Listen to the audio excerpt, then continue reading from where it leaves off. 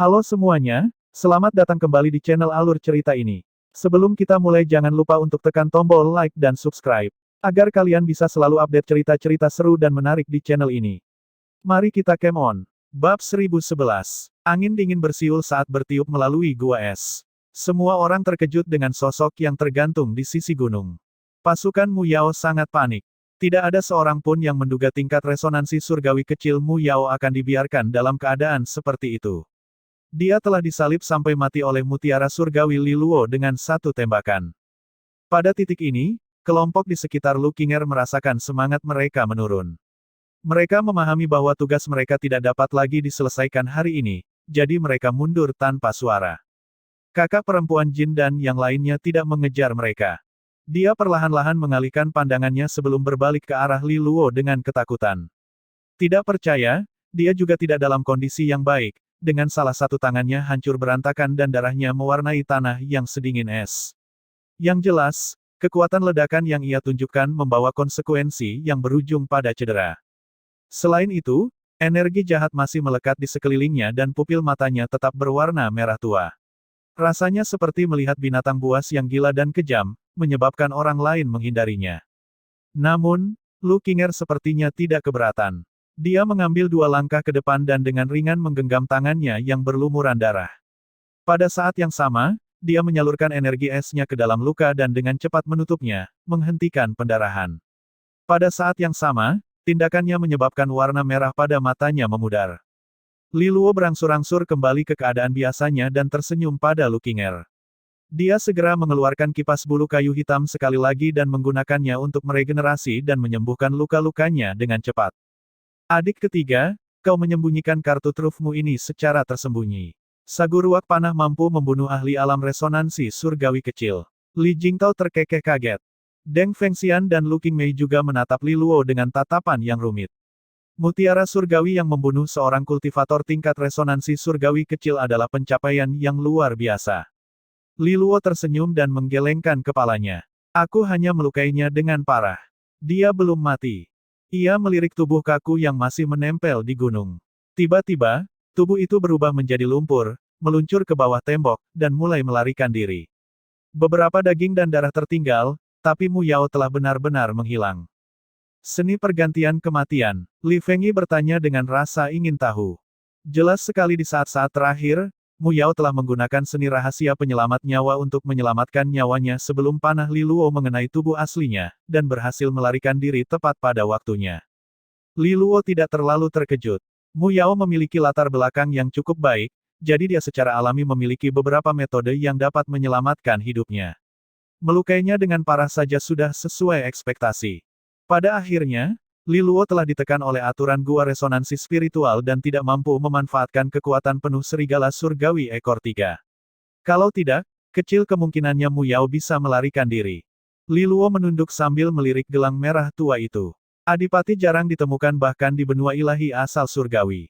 Kekuatan serigala surgawi ekor 3 mungkin tidak luar biasa, tetapi Li Luo belum pernah melihat orang lain yang memiliki kartu truf serupa. Ini bukan karena serigala surgawi ekor 3 jarang ditemukan, terlebih lagi metode yang digunakan kepala sekolah Pang untuk menyegel binatang itu sangatlah unik. Tanpa segel gelang dan metode indah untuk memanfaatkan kekuatannya, Li Luo tidak mungkin mampu memanggil kekuatan serigala sesuai keinginannya. Jadi, bagian yang paling mengesankan adalah gelang itu sendiri. Ini mungkin merupakan puncak dari darah dan keringat seorang raja. Tawa Lu Qinger seperti dentingan bel saat dia melihat Li Luo. Setelah itu, dia berbalik ke arah kakak Jin. Lihat, tidakkah menurutmu pil peleburan biduk 9 lubang adalah investasi yang berharga? Hal ini membuat kakak Jin sedikit terkejut. Ketika Lu Qinger menghadiahkan pil itu kepada Li Luo, dia memberitahunya bahwa itu adalah investasi. Kakak perempuan Jin merasa bahwa nona muda itu hanya mencoba untuk memberikan alasan tertentu untuk membenarkan pemberian itu, namun melihat ke belakang, pandangan ke depannya sangat cerdas. Mungkin lebih baik dikatakan bahwa Lu Qinger sepenuhnya mempercayai Li Luo. Namun, nona muda itu memiliki kepribadian yang sedingin es dan salju. Jadi, pemikiran-pemikiran ini sepertinya hampir tidak selaras. Apakah dia mencoba membela Li Luo? Nona muda, Anda berpandangan jauh ke depan dan cerdik. Saya dangkal dan tidak memahami kekuatan kepala naga Li Luo, kata kakak Jin sambil senyuman muncul di wajahnya. Kemudian dia melanjutkan dengan lebih lambat dari sebelumnya, saat kita kembali ke Gunung Naga Emas, saya akan memberitahu kepala keluarga bahwa Anda dan kepala naga Liluo memiliki hubungan yang dalam, mampu membangkitkan naga untuk meminta bantuan. Lu Qinger membalas dengan tidak senang. Tidak perlu buka mulutmu. Percakapan singkat mereka menyebabkan tatapan Liluo berkedip. Gunung Naga Emas. Itu adalah markas inti Bank Naga Emas. Ini seperti Gunung Taring Naga hingga faksi Taring Naga. Posisi seperti apa yang dipegang ayah Lu Qinger di sana? Tidak heran dia datang ke benua ilahi asal surgawi. Liluo tersenyum sambil mengingatkannya, Qinger, cepat ambil harta karun itu, mundurnya musuh mungkin hanya bersifat sementara, jadi sangat ideal untuk menyelesaikan tugasnya dengan cepat selama jeda singkat ini. Ini untuk mencegah situasi di mana Mu Yao kembali menimbulkan masalah lagi. Kalau begitu, ikutlah denganku. Lu Qinger melirik ke platform es. Liluo secara alami setuju dan mengikutinya, perlahan menaiki tangga dingin saat mereka perlahan naik menuju puncak. Saat mereka mendaki, Liluo dapat merasakan Lu Qinger sesekali meliriknya, jadi dia mengambil kesempatan itu untuk bertanya, kapan kamu meninggalkan kerajaan Xia? Lu Qinger menjawab dengan suara rendah, tidak lama setelah kamu pergi. Kerajaan Xia terlalu kacau, dan dengan hancurnya perguruan tinggi Astral Sage, ibuku mengirimku kembali ke Gunung Naga Emas, tempat ayahku berada. Liluo menghela nafas. Dia dibesarkan di kerajaan Xia dan telah memiliki banyak kenangan di sana, terutama di keluarga Lulan. Itu adalah tempat terpenting di hatinya. Bahkan dengan mempertimbangkan semua manfaat kultivasi yang dia terima dari faksi Taring Naga, itu adalah satu-satunya rumahnya yang sebenarnya. Bagaimana keadaan di pihak perguruan tinggi Astral Sage? Apakah kamu punya berita? Bagaimana dengan Yulang dan yang lainnya? Liluo bertanya. Yah, Bank Naga Emas memiliki cabang di seluruh benua dewa, jadi dalam hal pengumpulan informasi, aku yakin kami sedikit lebih baik daripada garis darah Kaisar Surgawi Li. Lu Qinger menyeringai. Oleh karena itu, aku selalu mendapat informasi tentang apa yang terjadi di kerajaan Xia. Telah terjadi perpecahan besar dan mereka terpecah menjadi dua faksi, putri pertama dan pemangku raja. Keduanya terus-menerus terlibat dalam pertempuran, yang berujung pada kebakaran.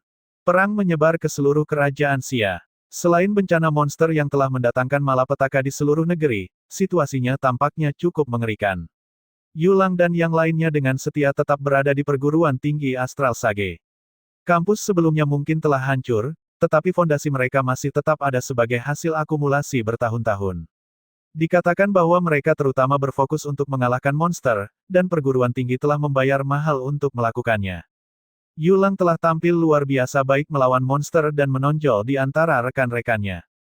Meng telah mengembangkan metode baru yang tak terhitung jumlahnya untuk memproduksi cairan roh dan cahaya pemurnian dan telah memberikan formulanya kepada keluarga Luolan. Para tetua keluarga Bai keberatan dengan hal ini, sehingga menimbulkan beberapa masalah sebagai akibatnya. Xin Fu kembali ke keluarga Lanling dan tidak terdengar lagi kabarnya sejak itu. Keluarga Luolan dipimpin dengan baik oleh saudari Kai Wei. Sangat disayangkan bahwa seluruh kerajaan Xia telah terjerumus ke dalam kekacauan dan masa-masa sulit. Mendengar nama familiar yang berasal dari suaranya yang lembut membuat Li Luo sedikit linglung. Dia telah meninggalkan kerajaan Xia hanya selama 1 tahun, namun perubahan besar telah melanda tanah airnya. Bocah Yulang itu sebenarnya adalah orang yang cukup tangguh. Meski resonansinya tidak bermutu tinggi, dia tidak mengecewakan siapapun. Meng cukup patuh dan juga keras kepala. Saat aku menipunya untuk meneliti formula untuk Villa Sungai Kecil, dia sebenarnya menganggapnya serius bahkan sampai akhir. Li Luo menghela nafas ringan. Semua teman lamanya telah tersebar di seluruh dunia, dan dia tidak tahu kapan mereka akan berkumpul lagi. Li Luo, Lu Qinger memperhatikan Li Luo dengan saksama. Apakah kamu berencana untuk kembali ke kerajaan Xia? Li Luo mengangguk dengan tegas. Tentu saja aku akan melakukannya. Hari di mana aku kembali adalah hari di mana semua orang yang pernah bertindak melawan keluarga Luolan akan lari ke bukit. Saat Lu Qinger memberitahu Li Luo tentang situasi teman-temannya di kerajaan Xia, mereka akhirnya tiba di puncak platform es. Di depan mereka ada sekuntum teratai seputih salju. Setiap kelopak dihiasi dengan run kuno yang sepertinya diciptakan oleh surga. Kelopak bunganya sedikit bergelombang, seolah-olah teratai itu hidup dan bernapas. Gelombang gigitan yang berkala, udara dingin yang terpancar di setiap denyutnya, dan bahkan kehampaan di sekitarnya juga telah membeku. Energi dingin yang mengerikan, komentar Li Luo sambil mengamati teratai dewa yang misterius. Ini adalah teratai Dewa Gletser, harta karun es yang jarang terlihat. Ia telah tumbuh selama puluhan ribu tahun dan membentuk roh es. Ini merupakan keuntungan luar biasa bagi setiap kultivator resonansi es. Satu-satunya alasanku memasuki gua resonansi spiritual adalah untuk mendapatkan ini. Lu Qinger tidak menyembunyikan informasi apapun. Ini memang harta karun puncak. Li Luo mengangguk setuju. Pesona mistis yang dipancarkan teratai Dewa Gletser membayangkan bahwa ini mungkin adalah harta paling berharga yang pernah dia temui. Dalam hal kelangkaan dan berharganya, itu mungkin mirip dengan teratai hati suci 9 tanda. Jika benda itu dilelang oleh Bank Naga Emas, harganya akan sangat tinggi dan setiap kekuatan Kaisar Surgawi akan berjuang mati-matian untuk mencapainya. Sepertinya kemampuan Bank Naga Emas dalam mengumpulkan intelijen tidak ada bandingannya. Pihak lain di luar bersaing untuk mendapatkan harta yang tidak berarti, sementara kamu sendiri yang menemukan keajaiban luar biasa, puji Li Luo. Bahkan tongkat piton bambu biru laut tidak ada apa-apanya jika dibandingkan dengan ini. Berdasarkan perkiraannya, harga benda ini kemungkinan besar bisa dibandingkan dengan seni adipati tingkat takdir. Kamu cukup murah hati. Meski tahu betapa berharganya benda ini, kamu tetap memilih untuk mengajakku. Li Luo tersenyum. Lu Qinger mempercayainya dengan sepenuh hati. Biasanya, seseorang akan dengan cepat merebut harta karun itu setelah mengusir semua orang. Siapa yang sebenarnya memilih untuk mengajak seorang peluang dan bahkan menjelaskan nilainya? Jika aku tidak bisa mempercayaimu, siapa yang bisa aku percayai? Lu Qinger menjawab dengan tenang. Li Luo mengangguk dan menghela napas. Ah, Qinger, kamu masih luar biasa seperti biasanya. Kamu bisa melihat karakter batinku hanya dengan tampilan sekilas. Dia memutar matanya, tetapi sudut terangkat ke atas membentuk senyuman, mengungkapkan pemikirannya yang sebenarnya tentang sanjungan pria itu. Lu Qinger menunjuk pada energi mengerikan yang terpancar dari teratai Dewa Gletser sambil tersenyum. Teratai Dewa Gletser bukan hanya harta karun yang luar biasa, namun energi dingin yang dipancarkannya juga merupakan sesuatu yang istimewa. Ia dikenal sebagai energi dingin teratai dewa, dan dianggap sebagai salah satu harta karun es kelas tertinggi yang ada. Ia juga dapat melindungi seseorang, pikiran terhadap pengaruh luar dan jahat. Karena teratai Dewa Gletser milikku, aku akan memberimu energi dingin teratai dewa sebagai imbalannya. Bagaimana dengan itu? Li Luo buru-buru melambaikan tangannya. Tidak, tidak, aku tidak punya resonansi es, jadi itu tidak berguna bagiku. Tidak perlu bersikap sopan di antara kita. Sama sekali tidak. Lu Qinger menggelengkan kepalanya kuat-kuat. Pada saat yang sama, dia mengambil tindakan dan mengeluarkan sebuah kotak kecil yang tampaknya terbuat dari baja dingin. Ada banyak tanda penyegelan di atasnya juga. Dia melemparkan kotak itu ke arah teratai dan mengaktifkannya, menyebabkan energi dingin teratai dewa di udara naik dalam gumpalan sebelum tersedot ke dalam kotak. Semakin banyak energi dingin teratai dewa yang terkondensasi, kristal es berbentuk teratai seukuran ibu jari terlihat terbentuk di tempatnya. Itu mengeluarkan hawa dingin yang menakutkan yang menyebabkan udara membeku. Lu Qinger kemudian dengan cepat menutup kotak itu dan mengaktifkan tanda penyegel, menyebabkan rasa dingin mereda. Setelah semua dikatakan dan dilakukan, dia memberikan kotak itu kepada Li Luo. Kamu harus menerima ini, dia menyatakan dengan tegas. Li Luo merasa sedikit tidak berdaya menghadapi tekadnya. Dia melirik kotak baja itu, tetapi sebuah pikiran tiba-tiba muncul di benaknya. Ini mungkin tidak berguna sekarang, tapi bagaimana jika dia membuka istana resonansi lainnya? Pada saat itu, dia akan membutuhkan resonansi yang didapat lagi, dan harta resonansi es bermutu tinggi ini akan menjadi bahan yang bagus untuk itu. Memiliki resonansi es bukanlah hal yang mustahil baginya. Dengan mengingat hal itu, dia perlahan mengangguk dan menerima kotak itu. Ketika tangannya menyentuhnya, dia bisa merasakan hawa dingin yang menusuk tulang menembus dagingnya, menyebabkan dia menggigil. Dia dengan cepat menyimpannya di dalam sakunya setelah itu. Lu Qinger mengangguk puas saat melihat tindakan Li Luo. Setelah itu, bibirnya terbuka sedikit, dan manik seputih salju keluar dari mulutnya. Manik itu melayang di atas teratai Dewa Gletser dan perlahan mulai mengembang saat turun, menyelimutinya sepenuhnya. Kemudian manik tersebut menyusut kembali ke dimensi aslinya, yaitu seukuran ibu jari. Pada titik ini, teratai Dewa Gletser telah menghilang dari platform. Jika seseorang melihat lebih dekat, mereka dapat melihat versi yang sangat mini di dalam manik tersebut. Cara ajaib menyimpan harta karun membuat Li Luo menghela nafas takjub. Melihat dia berhasil, wajah Lu Qinger berseri-seri. Dia kemudian membuka mulutnya sekali lagi dan menelan manik itu. Ketika itu memasuki tubuhnya, beberapa tanda es muncul di kulit seputih salju dan sikapnya menjadi lebih dingin dari sebelumnya. Jika dia berdiri diam, dia akan mengingatkan salah satu peri abadi yang sedingin es, dengan aura murni yang tak seorang pun berani menghujatnya. Qinger, kamu tampaknya telah mengalami transformasi yang signifikan.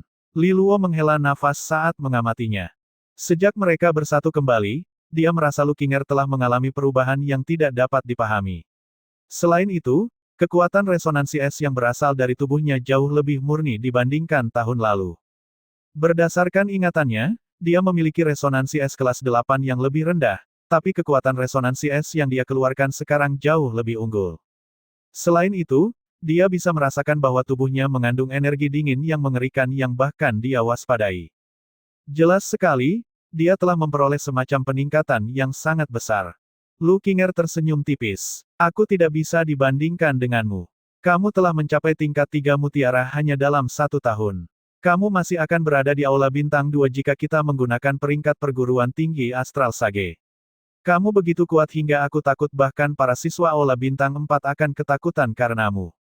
Li Luo menggelengkan kepalanya. Yah, keajaiban dan bakat adalah hal biasa seperti awan di benua ilahi bagian dalam.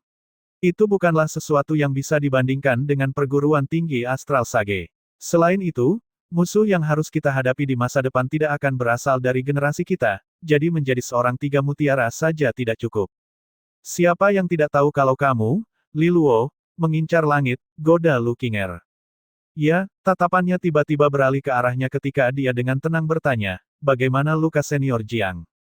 Li Luo menjawab, setelah dia tiba di perguruan tinggi kuno pencahayaan yang dikuduskan, luka-lukanya sudah stabil dan segalanya baik-baik saja. Sayangnya jarak di antara kami terlalu jauh, dan aku tidak tahu situasi sebenarnya. Lu Qinger menghibur, dengan bakatnya, dia akan bersinar terang di manapun dia berada. Dia pasti akan dihargai oleh perguruan tinggi kuno pencahayaan yang dikuduskan, dan mereka pasti akan menjaganya. Ini disambut dengan senyuman, dan Li Luo mengangguk setuju. Apa rencanamu sekarang setelah kamu mendapatkan apa yang kamu butuhkan? Apakah kamu berencana meninggalkan gua resonansi spiritual? Li Luo bertanya. Lu Qinger berhenti sejenak sebelum menjawab, karena kamu telah memberikan bantuan yang begitu besar kepadaku, bagaimana aku bisa pergi begitu saja? Aku akan menemanimu sampai terakhir. Jika kamu menemui bahaya, aku dapat memberikan bantuan. Sebenarnya, dia berencana untuk pergi setelah mendapatkan teratai Dewa Gletser untuk kembali ke Gunung Naga Emas. Hal ini untuk mencegah timbulnya komplikasi. Namun, dia kebetulan bertemu Li Luo, yang sudah setahun tidak dia temui, dan tidak mau pergi begitu saja. Li Luo tidak menolaknya, hanya menjawab dengan gembira, "Yah, itulah yang kuharapkan. Timmu cukup kuat, dan dengan bantuanmu, kita seharusnya bisa melakukan perjalanan melalui taman berharga resonansi spiritual sedikit lebih mudah." Garis keturunan Kaisar Surgawi King dan Zhao adalah musuhnya, dan dia bahkan mempunyai kelainan internal di antara orang-orang dari garis keturunan Kaisar Surgawi Langit Li. Dukungannya tepat waktu dan karena itu dia setuju tanpa ragu-ragu. Saat keduanya turun dari platform es, kedua kelompok diberi informasi yang sesuai. Ketika kakak Jin mendengar bahwa Lu Qinger ingin mengikuti Li Luo sebentar, dia merasa sedikit tidak berdaya, tatapan penuh tekad di mata Qinger memaksanya menelan kata-kata apapun yang ingin dia ucapkan. Setelah itu, kelompok kedua berkumpul kembali dan segera meninggalkan gua sebelum kembali menuju harta karun. Sekembalinya mereka menemukan tim dari garis darah Kaisar Surgawi Li menunggu di sana. Sayangnya, suasananya tampak agak suram. Kelompok itu telah terpecah menjadi dua. Di satu sisi adalah Li Lingjing yang memimpin faksi Taring Naga, sedangkan di sisi lain adalah Li Wuyuan dan faksi darah, tanduk, dan tulang naga. Segalanya berada pada titik didih, dan sepertinya kedua belahan pihak telah menghunus pedang dan melengkungkan hormat. Selain itu, melihat pemandangan hancur di sekitar mereka, sepertinya pertempuran telah terjadi sebelum ini. Kembalinya Li Luo memecah ketegangan, dan mengakhiri dari kedua belah pihak. Ketika kelompok Li Luo tiba di lokasi kejadian, ketegangan yang memuncak pecah saat kedua belah pihak menatap mereka. Li Luo, kamu sudah kembali. Apakah kamu baik-baik saja? Berdiri di belakang Li Lingjing adalah Li Fuling, yang berinisiatif untuk memeriksanya. Sayangnya, hal tersebut langsung disusul dengan nada tidak senang. Tempat ini penuh dengan bahaya dan ada banyak faksi dan kultivator liar di sekitarnya. Apakah menurutmu menjadi tiga mutiara memberimu hak untuk berkeliaran dengan bebas? Pada saat yang sama, dia berbalik ke arah Li Lingjing yang diam dan menghela nafas. Jika kamu tidak kembali, menurutku sepupu Lingjing akan memulai pembantaian untuk mencarimu. Sedikit ketakutan yang masih ada terlihat di matanya. Ketika Li Lingjing mendengar bahwa Li Wuyuan membiarkan Li Luo kabur sendiri, keduanya berkelahi, dan gerakan kejamnya menyebabkan keringat dingin terbentuk di punggung semua orang. Mereka yakin jika dia menemukan kelemahan dalam pertahanannya, Li Wuyuan akan dibunuh apapun konsekuensinya. Wajah putih dan cantik Li Lingjing tampak menjadi sangat tenang saat dia berbalik ke arah Li Luo. Kamu kembali. Niat membunuh yang terpancar dari matanya menghilang. Li Luo dengan nada meminta maaf menjawab, "Maaf, aku telah membuatmu khawatir. Aku menerima panggilan darurat dari seorang teman lama dan waktunya sangat sempit. Aku tidak bisa menunggumu, jadi aku pergi sendiri." Li Lingjing mengangguk. "Selama kamu baik-baik saja, maka semuanya baik-baik saja." Sayangnya, saat dia berbicara, wajah Li Wuyuan menjadi semakin muram dan dia marah. "Li Lingjing, apakah kamu gila? Apakah kamu mencoba membunuhku?" Dia mengangkat tangannya, yang berubah menjadi hitam pekat. Seluruh daging dan darahnya telah terkena racun, dan dia buru-buru mengedarkan kekuatan resonansi untuk melawan energi berbahaya yang menyerang tubuhnya. Dia kaget sekaligus marah. Konfrontasi singkat sebelumnya menunjukkan bahwa dia dirugikan ketika diadu melawannya. Tingkat 9 mutiara begitu mendominasi hingga membuat jantungnya berdebar hanya dengan memikirkannya. Li Lingjing meliriknya dan bertanya dengan acuh tak acuh, "Tapi bukankah kamu masih hidup?" Li Wuyuan melanjutkan dengan nada jengkel, "Li Luo pergi sendiri. Mengapa kamu melampiaskan amarahmu padaku? Aku menjaga perimeter, semua demi mencegah pihak lain memasuki harta karun. Apa yang salah dengan itu?" Petik 2. "Aku pikir kamu lebih khawatir tentang kemungkinanku mengambil semua harta karun itu dan karena itu kamu tetap mengawasiku," balas Li Lingjing. "Selain itu, bahkan jika kamu tidak ingin mengikuti Li Luo, mengatur beberapa kultivator tingkat tinggi tidak akan sulit. Sebaliknya, kamu hanya berdiam diri dan melihat mereka pergi sendiri. Apakah kamu pikir tidak ada yang tahu intrikmu?" Li Wuyuan berhenti sejenak. Ketika Li Luo pergi, dia memang tidak mengirim siapapun untuk mengejarnya, dan itu justru karena motivasi egoisnya sendiri. Namun, tidak ada bukti mengenai hal itu, dan dia tidak cukup bodoh untuk mengakuinya. "Itu hanya asumsimu," jawab Li Wuyuan dingin. "Baiklah, cukup. Li Luo melambaikan tangannya dan menyela kedua pihak yang bertengkar sambil tersenyum. "Semuanya sudah berakhir sekarang. Apa menurutmu semuanya sudah berakhir hanya karena kamu bilang begitu? Dia hanya mencoba membunuh rekan setimnya. Saat kita kembali, aku pasti akan melaporkanmu dan memberimu hukuman yang pantas," lanjut Li Wuyuan. Li Luo juga tidak peduli, jadi dia dengan santai menjawab, "Jika kamu tidak membiarkan semuanya berlalu sekarang, kita harus berpisah dan mengandalkan diri kita sendiri."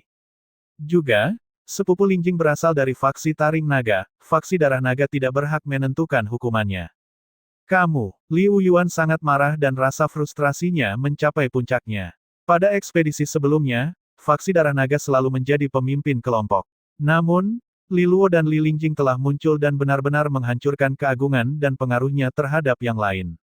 "Li Luo, apakah kamu benar-benar ingin memecah tim? Apakah menurutmu itu akan bermanfaat bagimu? Permusuhanmu dengan Qin Yi sangat dalam, apakah menurutmu dia akan melepaskanmu?" Li Hongli mengancam.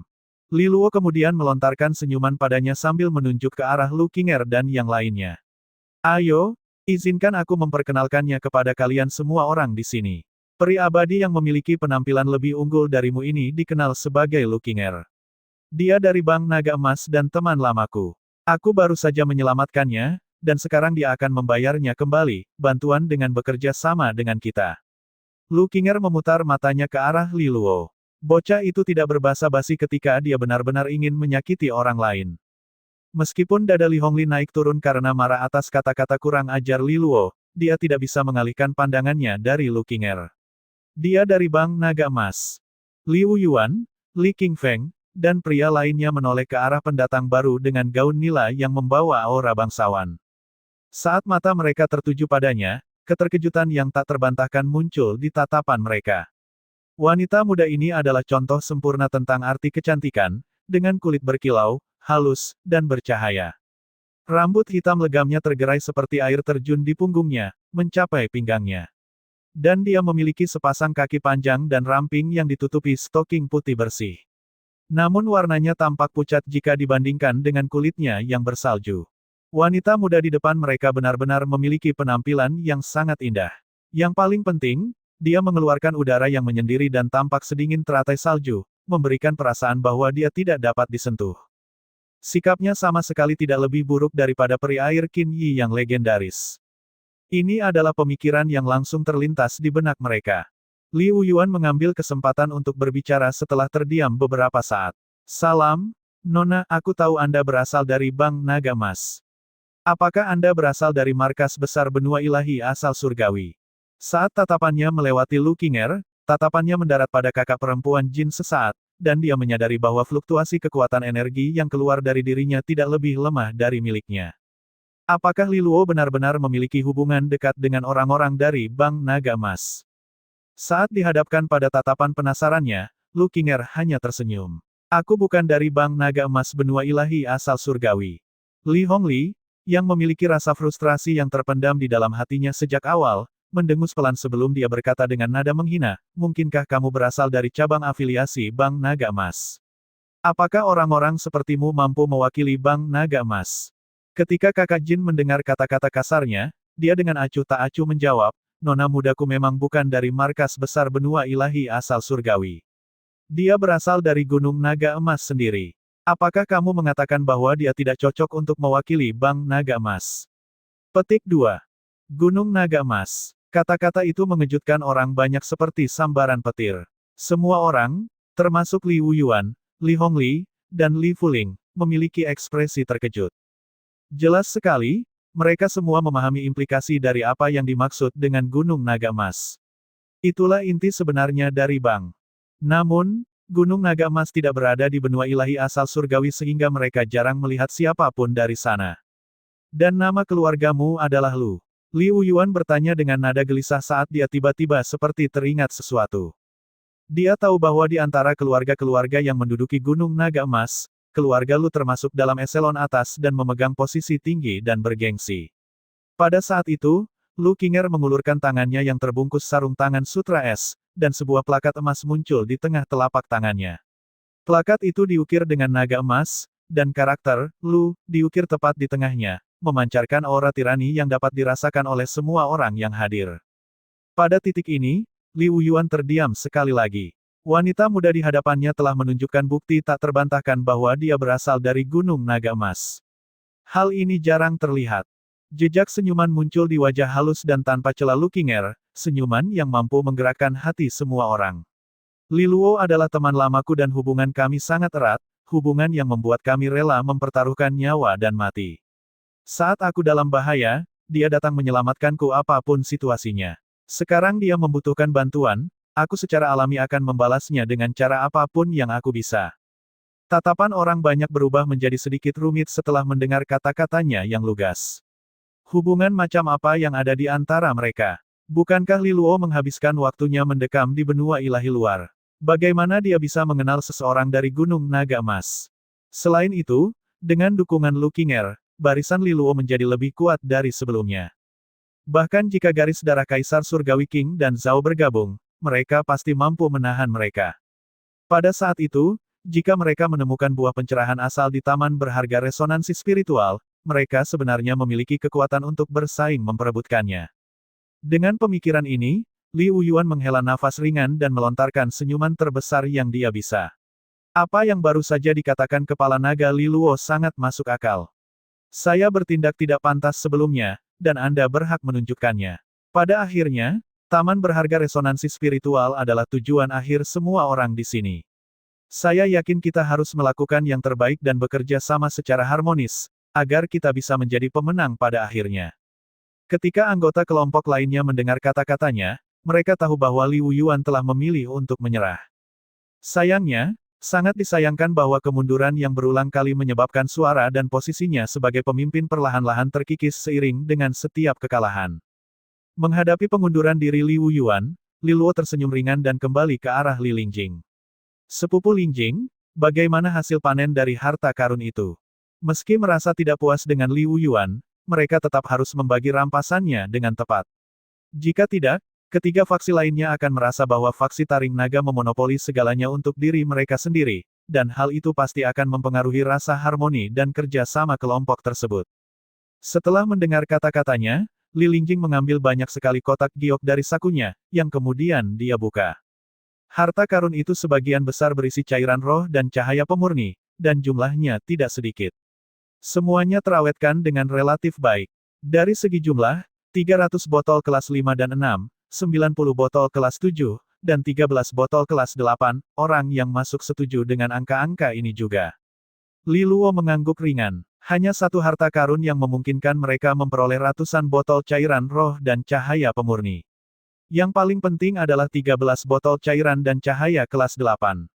Dalam setengah Sky Gold, bernilai ratusan juta. Ini bukanlah jumlah kekayaan yang sedikit, jadi tidak heran Liu Yuan meremehkannya.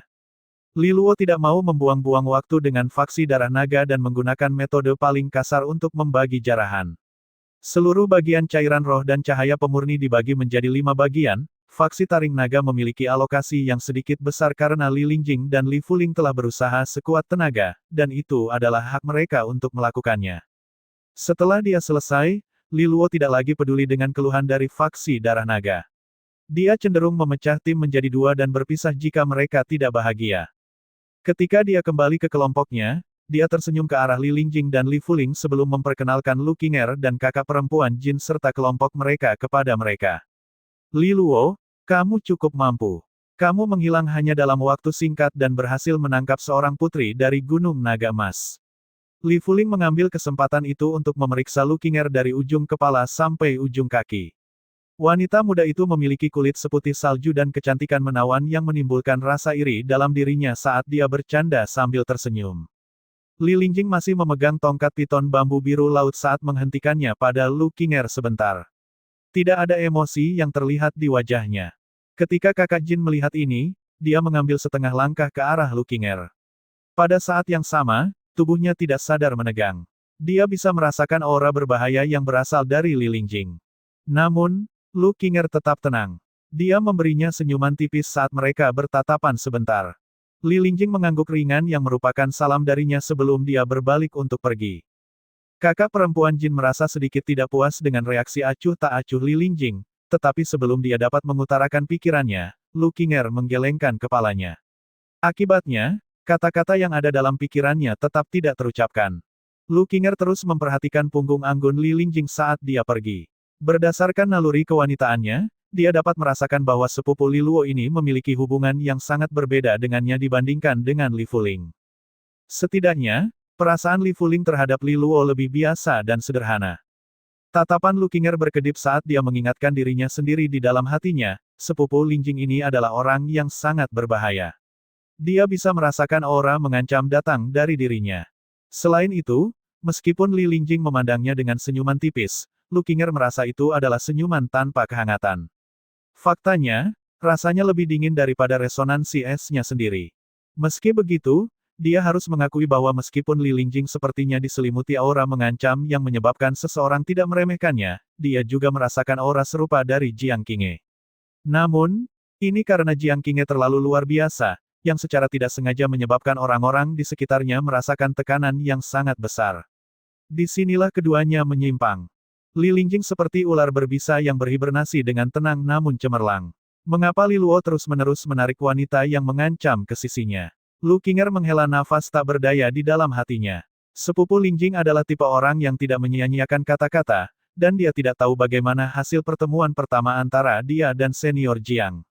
Akankah konfrontasi hebat terjadi di antara keduanya? Bukannya dia mengharapkan sesuatu terjadi di antara mereka, itu hanya perasaan bahwa keduanya kemungkinan besar akan berkonflik satu sama lain berdasarkan kepribadian mereka.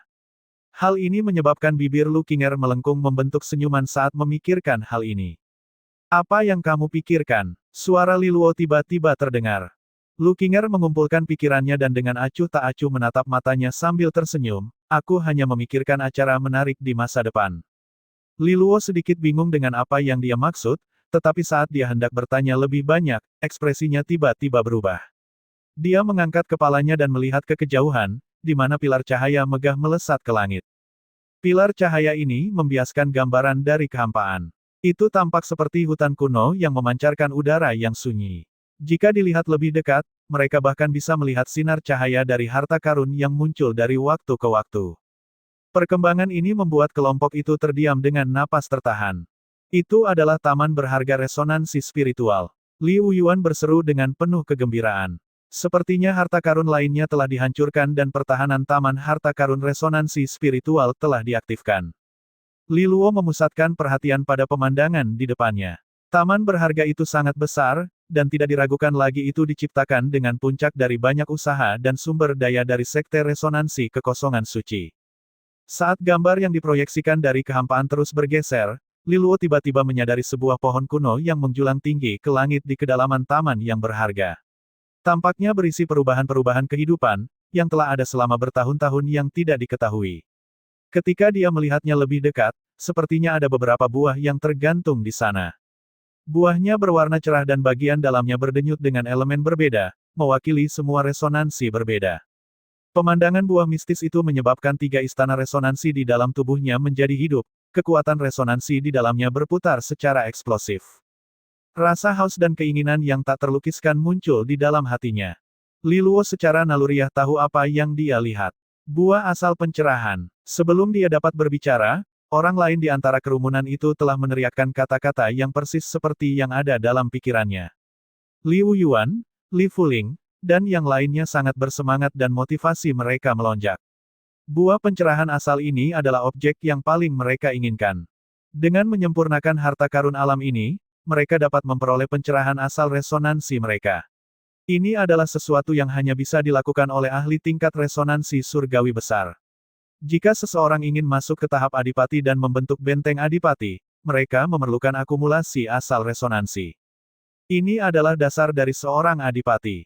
Jika mereka bisa mendapatkan harta karun ini, kemungkinan memasuki tingkat resonansi surgawi besar dan kemudian tahap adipati akan sangat meningkat. Proyeksi itu berangsur-angsur menghilang, dan Li Luo dibiarkan menatap ke angkasa. Saat pohon yang menjulang tinggi itu memudar, dia melihat sebuah pondok jerami di dekatnya dengan sosok putih buram di dalamnya. Itu sangat cepat sehingga dia tidak yakin apakah itu hanya ilusi. Itu adalah kera putih, dan ia memegang alu batu, menggiling tumbuhan menjadi pasta obat. Sebelum dia dapat memahami sepenuhnya apa yang telah dilihatnya, proyeksi itu lenyap. Yang terjadi selanjutnya adalah suara ledakan sonik dan banyak sosok yang berlari kencang dari segala arah menuju lokasi taman berharga resonansi spiritual. Ayo pergi juga, kata Li Luo sambil melirik ke arah kelompok itu. Tidak ada yang keberatan. Semua orang tidak sabar untuk melakukannya. Maka dari itu, rombongan besar tersebut dengan sigap menuju lokasi proyeksi. Puluhan menit kemudian, mereka perlahan mengurangi kecepatannya. Di depan mereka ada awan tebal dan kabut yang menutupi langit dan area di depan mereka. Di bawah awan dan bercampur kabut berdiri pohon-pohon raksasa sebesar raksasa, berdiri sendiri dan membentuk penghalang di hadapan mereka. Ini adalah formasi pertahanan taman berharga resonansi spiritual. Awalnya, penghalang itu tidak memiliki cacat, namun dengan hancurnya harta karun, area tertentu menjadi sangat tipis dan menunjukkan tanda-tanda kerusakan. Setiap individu yang datang dengan cepat menggunakan metode mereka sendiri untuk menembus bagian tertipis dari dinding awan untuk memasuki taman. Namun, ketika kelompok Li Luo tiba, dia bisa merasakan tatapan dingin mengamati setiap gerakan mereka dari jarak yang tidak terlalu jauh. Saat dia menoleh, matanya menyusut. Gelombang besar orang bergerak ke arah mereka, dengan Zhao Yan dan Zhao Zhenjiang di depan. Mereka hampir secara obsesif menatapnya. Tepat di samping mereka adalah orang-orang dari garis darah Kaisar Surgawi King. Qin Yi dan Qin Ying juga hadir dalam grup tersebut. Jelas sekali, kedua garis keturunan tersebut telah bergabung seperti yang diharapkan. Zhao Yan memelototi kelompok Li Luo dengan niat membunuh sebelum dia menyadari Lu Qinger dan kakak perempuan Jin yang tidak dikenalnya. Apakah itu bala bantuan Li Luo? Zhao Yan bertanya pada Qin Ying. Sebelum Qin Ying bisa menjawab, Qin Yi menghela nafas dalam-dalam. Ini adalah orang-orang dari Bank Naga Emas. Namun, mengapa aku tidak melihat Mu Yao? Dia seharusnya menjadi pemimpin kelompok itu. Mungkinkah dia tersesat atau mungkin mengalami kecelakaan? Saran Qin Ying. Qin Yi menggelengkan kepalanya, menunjukkan bahwa dia tidak tahu. Matanya yang sebening kristal menatap Lu Qinger sebentar. Yang terakhir sepertinya telah memperhatikannya dan membalas tatapannya. Bagi Qin Yi, tatapan itu mengandung semacam rasa dingin yang sebanding dengan tanah yang tertutup es dan salju selama puluhan ribu tahun. Tidak masalah. Jika kita berdua bergandengan tangan, kita pasti bisa mengalahkan garis keturunan Kaisar Surgawi Li tanpa perlawanan apapun. Zhao Yan mendengus dingin. Ayo pergi. Kita harus memasuki taman berharga resonansi spiritual. Yang paling penting adalah mendapatkan buah pencerahan asal. Kedua belah pihak mencapai konsensus dan segera bergegas ke bagian tertipis dari penghalang awan.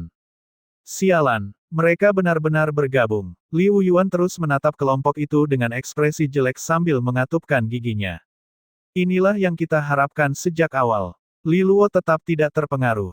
Kelompok Zhao Yan telah mengalami kemunduran berulang kali di platform embun emas, dan mereka tahu bahwa Li Lingjing telah mencapai tingkat 9 mutiara, jadi mereka harus bekerja sama dengan garis darah Kaisar Surgawi Qing untuk mendapatkan peluang menghadapi mereka.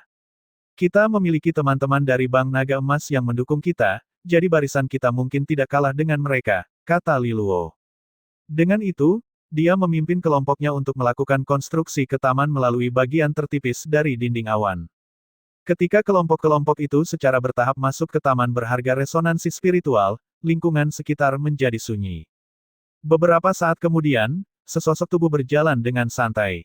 Itu adalah seorang pemuda tampan yang mengenakan jubah biksu putih. Dia memiliki ekspresi lembut dan senyum ramah yang tampak sangat menyegarkan di dunia yang kejam ini. Namun, kepalanya yang botak dan berkilau menutupi garis-garis merah darah yang menggeliat seolah-olah ada makhluk hidup di bawah kulitnya. Disonansi itu meresahkan. Saat dia memeriksa dinding awan yang menyelamatkan taman berharga resonansi spiritual, dia tersenyum dan mengangguk. Bertentangan dengan dugaan orang, ini memang peti mati raksasa. Dengan itu, dia mengambil langkah maju dan menghilang ke kedalaman juga. Ketika Li Luo dan kelompoknya memasuki dinding awan, udara di sekitar mereka mulai bergetar hebat. Saat berikutnya, mereka menemukan diri mereka berada di lingkungan yang benar-benar baru. Itu adalah hutan belantara yang sangat luas dengan deretan gunung yang menjulang dari tanah, berdiri di antara langit dan bumi seperti raksasa-raksasa. Tempat ini tidak tampak seperti taman obat. Sebaliknya, ini terasa seperti dunia terisolasi yang telah ada sejak zaman kuno mungkin. Inilah yang dimaksudkan oleh Sekte Resonansi Kekosongan Suci, semuanya demi memelihara berbagai harta karun. Pada saat yang sama, semakin banyak orang yang tiba di hutan belantara ini, berkumpul dalam kelompok yang cukup besar. Orang-orang yang berhasil sampai sejauh ini bukanlah orang biasa. Entah itu talenta dari berbagai kekuatan atau para kultivator liar, mereka semua adalah elit. Mereka tahu bahwa persaingan akan sangat besar, jadi mereka membentuk tim untuk mendapatkan keunggulan dalam menyingkirkan pesaing lain dan memperebutkan harta karun. Tentu saja, tim Li Luo juga spektakuler. Liu Yuan dan kakak perempuan Jin sudah setengah langkah memasuki tingkat resonansi surgawi kecil. Li Lingjing adalah 9 mutiara yang tidak lebih lemah dari ahli tingkat resonansi surgawi kecil. Pada saat yang sama, kekuatan Li Luo juga meningkat pesat akhir-akhir ini.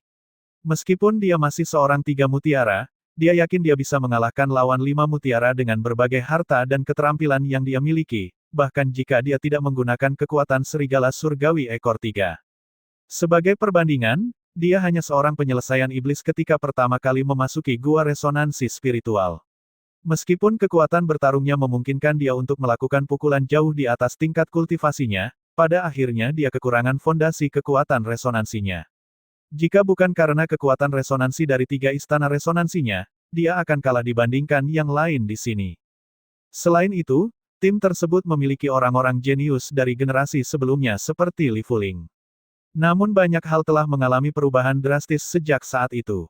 Setelah pembaptisan di platform embun emas, Li Luo mendapatkan peningkatan besar dalam kekuatannya.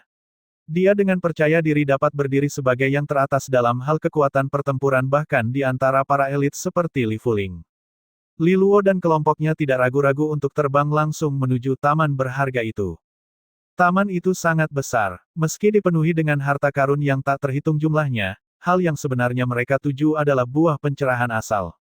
Karena itu, prioritas mereka sekarang adalah menjadi kelompok pertama yang mencapai pohon kuno yang menjulang tinggi itu. Saat mereka bergegas dengan kecepatan tinggi, ledakan energi meletus di sekitar mereka. Ketika mereka melihat sekeliling, mereka melihat binatang-binatang besar muncul dari hutan yang penuh dengan harta karun. Binatang-binatang itu telah bergabung dalam pertempuran antara berbagai tim yang berebut harta karun. Mereka tampaknya adalah makhluk roh yang bertugas menjaga daerah tersebut. Mereka memancarkan energi yang mengintimidasi dan mengamuk. Ada makhluk roh yang tinggal di taman. Kelompok itu berseru kaget ketika mereka melihat binatang itu. Taman berharga resonansi spiritual telah ada sejak zaman kuno. Bagaimana makhluk roh yang menjaganya masih hidup setelah ribuan tahun. Binatang roh ini kelihatannya agak aneh. Setelah melihat mereka beberapa saat, Li Luo dan kelompoknya segera menyadarinya. Meskipun makhluk roh tampak hidup, mata mereka tidak memiliki tanda-tanda kehidupan. Tidak ada vitalitas di tubuh mereka juga. Sebaliknya, bau busuk yang mengingatkan pada zombie membusuk terpancar dari mereka. Tidak ada tanda-tanda kekuatan di dalam makhluk roh ini. Namun, tubuh mereka juga belum membusuk setelah bertahun-tahun, seolah-olah ada energi khusus yang melindungi mereka. Mereka seperti boneka zombie. Kemungkinan besar mereka bertindak untuk melindungi makhluk roh, harta karun di lokasi ini, Li Lingjing menjelaskan setelah mengamati medan perang. Meskipun energi mereka belum menguat selama ribuan tahun, tubuh fisik mereka tampaknya telah mengalami perubahan, kata Li Luo sambil mengamati pertempuran di kejauhan. Sebuah tim yang terdiri dari sekitar 10 orang bertarung melawan makhluk roh harimau hitam. Binatang roh harimau memancarkan fluktuasi energi yang cocok dengan tingkat mutiara surgawi.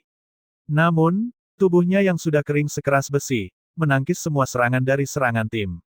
Saat ia terus menyerang dalam kegilaan yang penuh hiruk-pikuk, dua orang yang tidak beruntung nyawanya dituai di bawah cakarnya. Li Luo dan yang lainnya langsung meningkatkan kewaspadaan mereka setelah kemunculan monster itu secara tiba-tiba. Meski begitu, mereka tidak melambat sama sekali. Mereka mengabaikan harta karun di hutan dan bergegas ke kedalaman dengan kecepatan penuh. Orang-orang seperti Zhao Yan dan Qin Ying pasti telah mengambil rencana tindakan serupa.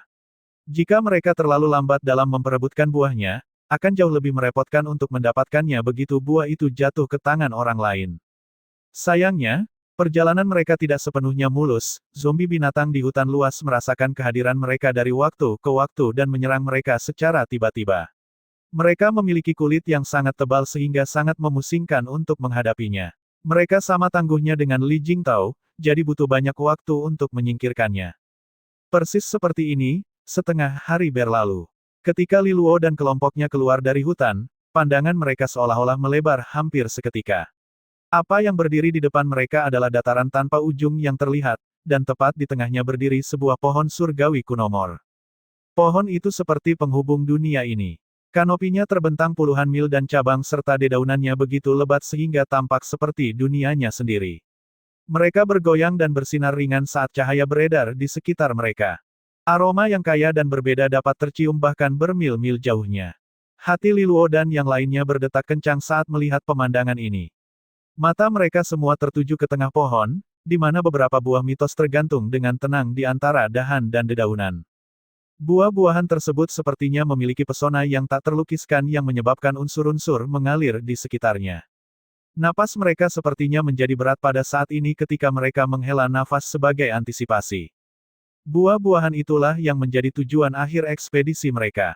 Asal buah pencerahan. Namun, segera setelah Li Luo dan yang lainnya menemukan pohon kuno itu, ledakan sonik terdengar dan banyak sosok mendarat di sekitar mereka. Yang memimpin kelompok yang masuk tidak lain adalah Zhao Yan dan Qin Ying. Li Luo, Li Wuyuan, kalian tampaknya berlari cukup cepat, ejek Zhao Yan sambil menoleh dengan tatapan dingin. Kamu juga? Jawab Li Luo dengan senyum sinis sambil melirik ke arah Qin Ying dan Qin Yi.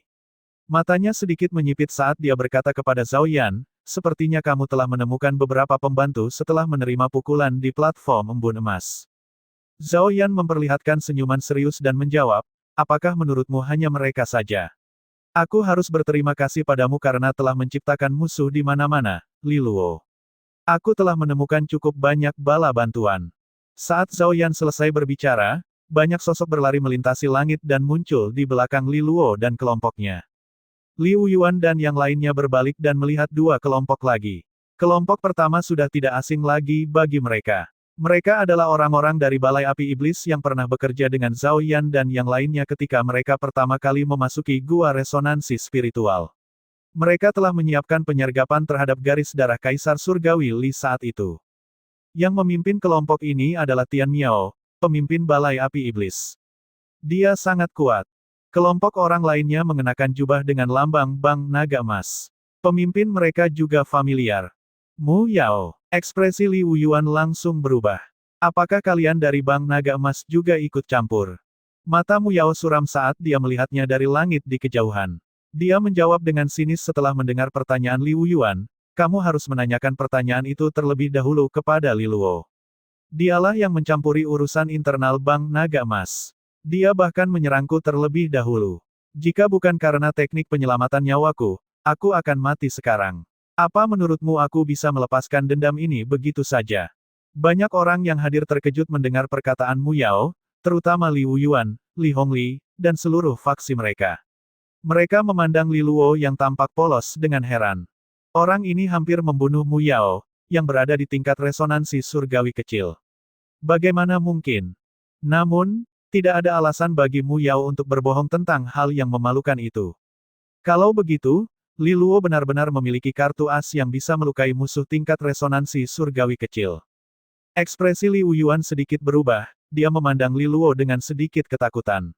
Orang itu sungguh tak terduga. Hahaha, sungguh ramai di sini. Namun, kita perlu berbagi hal-hal baik. Jangan mencoba menimbun semuanya untuk dirimu sendiri. Saat mereka sedang berbicara, tawa menggelegar terdengar dari kejauhan, dan sekelompok orang lain muncul. Semua orang menoleh dan melihat sekelompok orang yang memiliki sosok seperti balon melayang di langit. Tubuh yang berbeda seperti itu menunjukkan bahwa tidak ada orang lain selain orang-orang dari garis darah Kaisar Surgawi Zhu. Yang memimpin kelompok itu adalah Zhu Zu, dengan Zhu Dayu mengikuti di sampingnya. Salam, teman-teman. Kami dari Akademi Kuno asal Surgawi juga sedang lewat. Namun, jika ada harta karun yang bisa ditemukan, tolong bagikan sedikit kepada kami. Tawa hangat bergema dari arah lain tepat setelah tim dari garis darah Kaisar Surgawi Zhu tiba. Sinar cahaya juga menembus langit ke sekitarnya. Di antara mereka adalah Zhongsa, Jiang Wanyu, dan yang lainnya dari perguruan tinggi kuno asal surgawi. Hanya dalam beberapa saat, semua elit dari berbagai kekuatan telah berkumpul di satu tempat. Situasinya sangat rumit. Namun, tidak ada satupun tim yang memperhatikan bahwa sepasang mata abu-abu sedang mengamati dari dahan lebat dan dedaunan pohon kuno di kejauhan. Kelompok dari berbagai kekuatan melayang di langit sekitar dataran Kunomor di antara mereka. Ketegangan antara garis darah Kaisar Surgawi Li dan garis darah Kaisar Surgawi Zhao adalah yang paling besar. Kali ini garis darah Kaisar Surgawi Zhao telah sepenuhnya diperbarui, mendapatkan dukungan dari garis darah Kaisar Surgawi Qing, Balai Api Iblis, dan Mu Yao. Mereka tampaknya memiliki barisan terkuat di medan perang saat ini.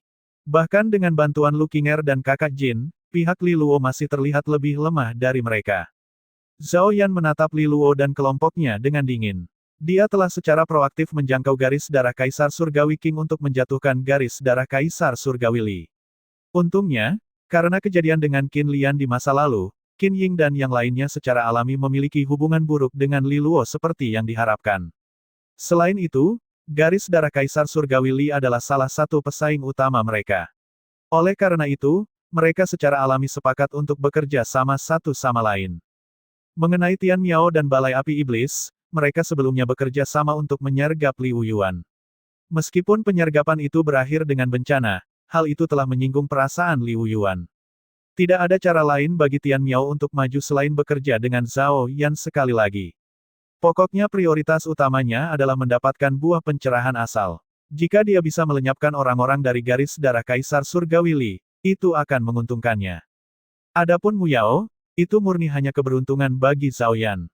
Dia mendekati Zhao Yan sendirian tidak lama setelah mereka memasuki taman berharga resonansi spiritual. Tentu saja, Zhao Yan sangat senang bisa bekerja sama dengannya. Mu Yao berada di tingkat resonansi surgawi kecil, dan selain itu, ada banyak elit dari Bank Naga Emas di sisinya juga. Kekuatan aliansinya akan meningkat secara dramatis melalui kolaborasi tim Bank Naga Emas. Zhu Zu, Zhongsa, timku saat ini memegang keunggulan. Hanya ada beberapa buah pencerahan asal yang bisa diperebutkan. Tidakkah memperkuat kita harus menghapus beberapa kompetisi? Zhao Yan melirik ke arah orang-orang dari garis darah Kaisar Surgawi Zhu dan perguruan tinggi kuno asal Surgawi, mengisyaratkan bahwa mereka harus bergabung di sisinya. Rencananya jelas, dia akan membuat semua orang berada di sisinya dan membuat mereka fokus untuk melenyapkan Li Luo dan tim sebelum mereka melanjutkan. Kata-katanya menyebabkan keributan di dalam kelompok dari garis darah Kaisar Surgawi Zhu dan perguruan tinggi kuno asal Surgawi. Dengan begitu banyak orang yang berada di sisinya, aliansi Zhao Yan memang terlihat tangguh. Dia bisa saja menghadirkan kelompok terkuat. Jika mereka bergandengan tangan dengannya, pasukan dari garis darah Kaisar Surgawi Li akan dibiarkan berdiri sendiri. Kalau begitu, mereka pasti akan tersingkir terlepas dari kekuatan mereka. Yang paling penting, mereka akan memiliki peluang lebih tinggi untuk mendapatkan buah pencerahan asal mereka sendiri dengan dihilangkannya persaingan dari garis darah Kaisar Surgawi Li. Tentu saja, wajah Li Wuyuan, Li Hongli, dan yang lainnya langsung berubah jelek. Aliansi Zhao Yan sudah selangkah lebih maju dalam hal kekuatan. Jika dia bisa membuat kelompok Zhu dan Zhong Sa memihaknya, mereka akan tamat. Li Luo mengerutkan kening. Zhao Yan benar-benar kejam. Dari sudut pandang, memang menguntungkan bagi tim lain jika mereka tersingkir dari kompetisi saat ini. Namun, saat Li Luo memikirkan bagaimana menanggapinya, tawa datang dari Zhu, pemimpin garis darah Kaisar Surgawi Zhu. Zhao Yan, kamu pasti sudah memikirkannya dengan matang. Namun, garis darah Kaisar Surgawi Zhu tidak berniat menjadi pion bagi siapapun. Jika kamu ingin bertarung habis-habisan, silakan saja dan lihat siapa yang lebih kuat. Dia tidak menerima undangan Zhao Yan. Meskipun aliansi dari pihak Zhao Yan tampaknya memiliki keuntungan, garis darah Kaisar Surgawi Li tidak bisa diremehkan. Secara khusus, Li Lingjing adalah 9 mutiara yang setara dengan siapapun di tingkat resonansi surgawi kecil. Selain itu, kekuatan Li Luo tidak terduga. Seperti yang Mu Yao katakan sebelumnya, dia hampir kehilangan nyawanya karena Li Luo. Dalam situasi seperti ini, Zhu secara alami tidak akan memimpin garis darah Kaisar Surgawi Zhu untuk memihak siapapun. Saudari Zhu, kita harus membantu Li Luo. Dia lebih dapat diandalkan daripada Zhao Yan. Jika kita membantunya mengusir orang-orang dari garis darah Kaisar Surgawi Zhao, kita pasti akan mendapat bagian dari buah pencerahan asal. Zhu Dayu diam-diam menyarankan kepada Zhu dari sisinya. Zhu memutar matanya dan balas berbisik, untuk apa terburu-buru? Kita juga menjaga keluarga kita di sini. Tidak perlu bertaruh terlalu terburu-buru, kita akan mengamati situasinya dulu dan bertindak nanti. Jika Li Luo dan yang lainnya jatuh ke dalam krisis, bantuan kita akan lebih berharga. Ketika Zhu Dayu mendengar ini, dia hanya bisa bergumam pada dirinya sendiri karena ketidakpuasan. Sementara itu, Zhong Sa dari perguruan tinggi kuno asal surgawi tertawa terbahak-bahak. Perguruan tinggi kuno asal surgawi selalu mengambil sikap netral sehubungan dengan hal-hal yang berkaitan dengan kekuatan Kaisar Surgawi. Kamu harus menyelesaikannya sendiri. Memang benar, akan menguntungkan mereka jika tetap menjadi penonton daripada terjebak dalam pertarungan itu sendiri. Jiang Wanyu tidak mengatakan apapun tentang hal itu. Bagaimanapun, Zhong Sa adalah pemimpin mereka. Dia hanya melihat sekilas ke arah Li Luo dan bertanya-tanya apakah yang dikatakan Mu Yao adalah kebenaran. Apakah orang ini benar-benar mampu mengancamnya? Di sisi lain, mata Zhao Yan menjadi sedikit gelap ketika dia melihat Zhu dan Zhong Sa memilih untuk tetap berada di pinggir lapangan. Namun, dia segera kembali tenang dan menyeringai. Karena kalian berdua tidak mau memihak, kalian bisa menunggu dan melihat. Bagaimanapun, pihaknya berada di atas angin. Jika Zhu dan Zhong Sa benar-benar menahan diri untuk tidak ikut campur, itu hanyalah kabar baik baginya. Pada saat ini, Mu Yao perlahan membuka mulutnya dan berkata kepada Lu Qinger, Nona muda King, jika kamu bersedia menyerahkan benda itu kepadaku, kami tidak akan mengganggu pertarungan. Bagaimana kedengarannya? Ekspresi Lu Qinger tetap dingin. Namun, Li Luo menyela sambil tersenyum sebelum dia dapat berbicara. Mu Yao, kamu pasti telah membayar mahal untuk teknik penyelamatan nyawa yang aku paksa untuk kamu gunakan. Mendengar ini, mata Mu Yao menjadi lebih dingin. Dia bisa merasakan rasa sakit yang luar biasa datang dari perutnya. Jika seseorang merobek bajunya sekarang, mereka akan memperlihatkan bahwa sepotong besar daging telah dipotong dari perutnya. Itu adalah bekas luka yang sangat menakutkan. Dia memang telah membayar harga yang sangat mahal untuk menghindari panah dari Li Luo itu. Ini juga mengapa dia menatap Li Luo dengan mata penuh niat membunuh. Jika dia punya kesempatan, dia pasti akan menyingkirkan pria merepotkan ini selamanya. Ayo lakukan. Zhao Yan memberi perintah dengan keras. Kekuatan resonansi dalam jumlah besar melonjak seperti badai, dan energi dari seorang kultivator tingkat resonansi surgawi kecil menyelimuti medan perang. Kekuatan resonansi Mu Yao, Qin Ying, Tian Miao, dan semua orang kuat lainnya juga melonjak. Energi alam duniawi dari sekitar bergetar hebat. Dua orang di tingkat resonansi surgawi kecil dan dua orang setengah langkah di tingkat resonansi surgawi kecil telah mengumpulkan kekuatan mereka. Dengan barisan seperti itu, para penonton dari garis darah Kaisar Surgawi Zhu dan perguruan tinggi kuno asal Surgawi tidak bisa menahan diri untuk tidak goyah. Di garis darah Kaisar Surgawi Li, hanya ada 9 mutiara Li Lingjing. Li Wuyuan dan kakak perempuan Jin baru setengah langkah memasuki tingkat resonansi surgawi kecil. Berdasarkan hal ini, jelas bahwa Zhao Yan dan kelompoknya memiliki keunggulan absolut di sini. Li Wuyuan mengerutkan kening saat dia melihat ke medan perang. Dengan hanya Li Lingjing dan kakak Jin yang membantunya, memang sulit untuk menangkis 4 petarung terkuat dari pihak lawan. Saat Li Wuyuan mulai pusing karena situasi ini, sebuah suara tenang tiba-tiba datang dari samping. Serahkan Tian Miao padaku. Kamu bisa mengikat 3 lainnya. Aku akan mencoba menghabisinya secepat yang aku bisa. Semua orang terkejut melihat orang yang berbicara. Itu tidak lain adalah Li Luo. Li Fuling bertanya padanya dengan tidak percaya, kau akan membunuh seseorang yang sudah setengah langkah memasuki tingkat resonansi surgawi kecil. Meskipun Mu Yao telah mengatakan bahwa dia hampir dibunuh oleh Li Luo sebelumnya, mereka memiliki keraguan tanpa melihatnya dengan mata kepala sendiri. Itu hanya tipuan kecil, meminjam kekuatan orang lain. Namun, aku tidak bisa mempertahankannya lama-lama, jadi kita harus segera mengakhiri pertarungan ini, Li Luo menjelaskan dengan dingin saat yang lain memandangnya dengan terkejut. Dia memilih Tian Miao karena dia yang paling lemah. 3 lainnya, Zhao Yan, Qin Ying, dan Mu Yao, secara signifikan lebih kuat, mengingat latar belakang mereka. Mereka pasti memiliki teknik penyelamatan jiwa yang lebih banyak dan lebih hebat. Dia tidak memiliki kepercayaan diri untuk menghadapinya.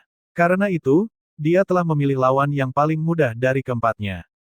Lagi pula, melukai 4 jari tidak akan seefektif memotong 1 jari sepenuhnya. Selama dia bisa membunuh Tian Miao, situasi kedua belah pihak akan berubah secara drastis. Li Qingfeng, Li Hongli, dan yang lainnya kehilangan kata-kata. Mereka satu generasi dengan Li Luo. Namun, Li Luo secara terbuka menyatakan bahwa dia akan membunuh seseorang setengah langkah ke tingkat resonansi surgawi kecil. Apakah jarak antara mereka dan Li Luo semakin lebar? Meskipun Li Luo mengatakan bahwa dia meminjam semacam kekuatan eksternal, itu tetap merupakan suatu bentuk kekuatan. Dalam pertarungan hidup dan mati, tetap hidup adalah satu-satunya kemenangan yang penting. Ekspresi Li Wuyuan berubah saat dia menatap Li Luo dalam-dalam. Jika apa yang dia katakan itu benar, maka tidak ada seorang pun di generasi garis darah Kaisar Surgawi Li yang dapat menghalanginya lagi. Jika dia menghabiskan beberapa tahun lagi untuk berkultivasi, bahkan yang terbaik di antara 5 pasukan penjaga naga surgawi tidak akan mampu menghentikannya. Ini seperti Li Taixuan dulu. Li Wuyuan diliputi emosi, tapi dia mengendalikannya. Ada musuh yang lebih besar di hadapan mereka saat ini. Prioritasnya adalah mengatasi masalah ini terlebih dahulu. Pada titik ini, Li Wuyuan tidak memiliki pemikiran lain. Dia mengumpulkan kekuatan resonansinya. Bersama dengan kakak perempuan Jin, energi alam duniawi di sekitar berkumpul di sekitar mereka. Di sisi lain, 9 mutiara surgawi yang bersinar muncul di belakang Li Lingjing. Energi yang berasal dari 9 mutiara ini bahkan lebih kuat daripada energi yang dilepaskan Li Wuyuan dan kakak perempuan Jin. Li Luo menarik napas dalam-dalam saat ini. Dia memfokuskan pikirannya pada gelang merah tua itu. Energi merah yang ganas mengalir keluar seperti arus deras. Matanya berangsur-angsur berubah warna menjadi merah tua. Tekanan dari gelombang energinya sebanding dengan Li Wuyuan dan yang lainnya. Raungan besar bergema di udara saat energi alam duniawi di sekitarnya bergetar hebat. Di sampingnya, Li Qingfeng dan Li Hongli terperangah ketika mereka merasakan tekanan yang menakutkan. Li Luo menyembunyikan kartu as yang luar biasa di balik lengan bajunya. Di kejauhan, Qin Yi juga memandang Li Luo dengan serius. Wajah Zhao Jingyu dan Zhao Zhenjiang berubah menjadi hijau. Zhao Jingyu tidak mau bertanya dengan bingung, apakah bocah ini benar-benar berasal dari benua ilahi luar yang tandus. Bagaimana dia bisa memiliki lebih banyak kartu as daripada kita? Energi yang datang darinya sangatlah kejam dan tidak bisa dipercaya.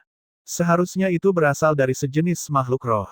Meskipun aku tidak tahu bagaimana dia mengubah energi tersebut menjadi kekuatan sendiri, itu masih dianggap tidak lazim. Jika dia tidak hati-hati, pikirannya akan menjadi rusak dan dia akan mati. Zhao Zhenjiang menjelaskan dengan muram. Memang ada banyak rahasia seni yang memungkinkan seseorang memanfaatkan kekuatan makhluk roh. Namun, dampak yang ditimbulkan sangat mengerikan. Beberapa orang menjadi gila karenanya. Dia menatap Li Luo dengan mata dingin. Biarkan aku melihat seberapa kuat dia dengan kekuatan eksternal ini. Ketika Zhao Zhenjiang menyelesaikan kalimatnya, 8 sosok yang dipenuhi dengan energi luar biasa terbang ke udara dan saling bertemu satu sama lain. Pertempuran besar akan segera terjadi. Ketika petarung terkuat dari kedua belah pihak menyerang satu sama lain, pancaran kekuatan resonansi juga ditembakkan dari yang lain. Energi alam duniawi di sekitarnya bergetar hebat, dan pertarungan kacau pun terjadi.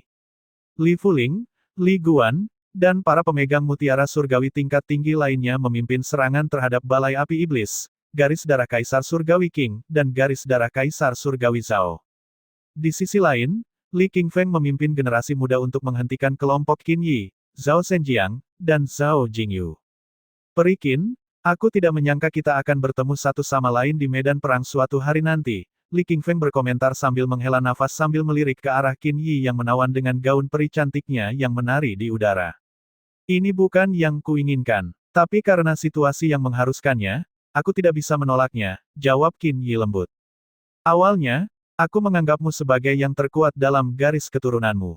Namun, kamu sangat tidak berguna sehingga kamu membiarkan orang udik dari benua ilahi luar mengambil gelar itu darimu dengan mudah. Jika aku jadi kamu, aku hanya akan duduk di sini dan melihatnya mati sehingga dia tidak bisa mencuri perhatianmu lagi. Zhao Zhenjiang memberitahu Li Qingfeng dengan niat jahat sambil memegang erat tombaknya yang berat. Namun, Li Qingfeng hanya menggelengkan kepalanya setelah mendengar kata-kata itu.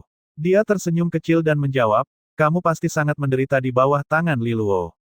Jika tidak, kamu tidak akan lebih cemas dariku saat ini. Mata Zhao Zhenjiang langsung menjadi dingin, Karena dia memotong salah satu lenganku tadi, aku akan memotong keempat anggota tubuhmu nanti. Jika kamu ingin menyalahkan siapapun, salahkan saja Li Luo. Segera setelah dia mengucapkan kata-kata yang penuh dengan kekejaman, 4 mutiara surgawi yang bersinar muncul di belakang punggungnya. Mutiaranya berputar dengan kecepatan sangat tinggi saat menyerap energi alam duniawi dari sekitarnya, menyebabkan kekuatan Zhao Zhenjiang meningkat tanpa henti. Kalau begitu, biarkan aku merasakan kekuatanmu, jawab Li Qingfeng dengan suara dingin. Pada saat yang sama, 3 mutiara surgawi yang bersinar juga muncul di belakang punggungnya, dengan mutiara keempat yang samar hampir tidak terlihat. Kamu mempunyai mutiara keempat yang lemah dan ilusi, namun kamu ingin bertarung melawanku. Zhao Zhenjiang tersenyum menghina. Cukup untuk menghentikanmu di sini. Li Qingfeng mencengkeram pedangnya erat-erat dan balas menatap dengan dingin. Jika kamu ditahan olehku di sini, siapa yang akan bertarung melawan Peri Qin? Apakah ada orang lain yang berguna dalam garis darah Kaisar Surgawi Li? Zhao Zhenjiang berkomentar sambil tersenyum. Mendengar ini, Li Qingfeng terdiam sejenak. Meskipun terlihat tenang dan damai, Qin Yi mungkin lebih berbahaya daripada Zhao Zhenjiang. Jika dia melawannya, kemungkinan besar segalanya akan berakhir buruk. Adapun yang lainnya, biarkan aku menangani gadis Peri Qin ini. Pada titik ini, suara yang mirip dengan suara mata air jernih yang mengalir dari gunung es terdengar dari belakangnya. Li Qingfeng terkejut mendengarnya, dan dia berbalik untuk melihatnya. Di belakangnya, Lu Qinger berdiri di udara dengan udara dingin di bawah kakinya. Udara telah mengkristal menjadi es, dan dia berdiri di atasnya seperti Dewi Salju. Dia mengamati Qin Yi yang mempesona dengan tatapan sedingin es. Tentu saja, dia pernah mendengar tentang Qin Yi sebelumnya dan mengetahui tentang permusuhan antara dia dan Li Luo. Nona King, apakah kamu berasal dari Gunung Naga Emas? Qin Yi bertanya dengan sedikit terkejut saat matanya beralih ke Lu Qinger.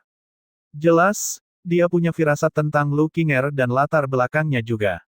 Lu Qinger tersenyum tipis dan mengangguk. Kamu benar-benar wanita yang luar biasa, Nona King, murni dan cantik seperti teratai salju. Aku bertanya-tanya, hubungan seperti apa yang kamu miliki dengan Li Luo?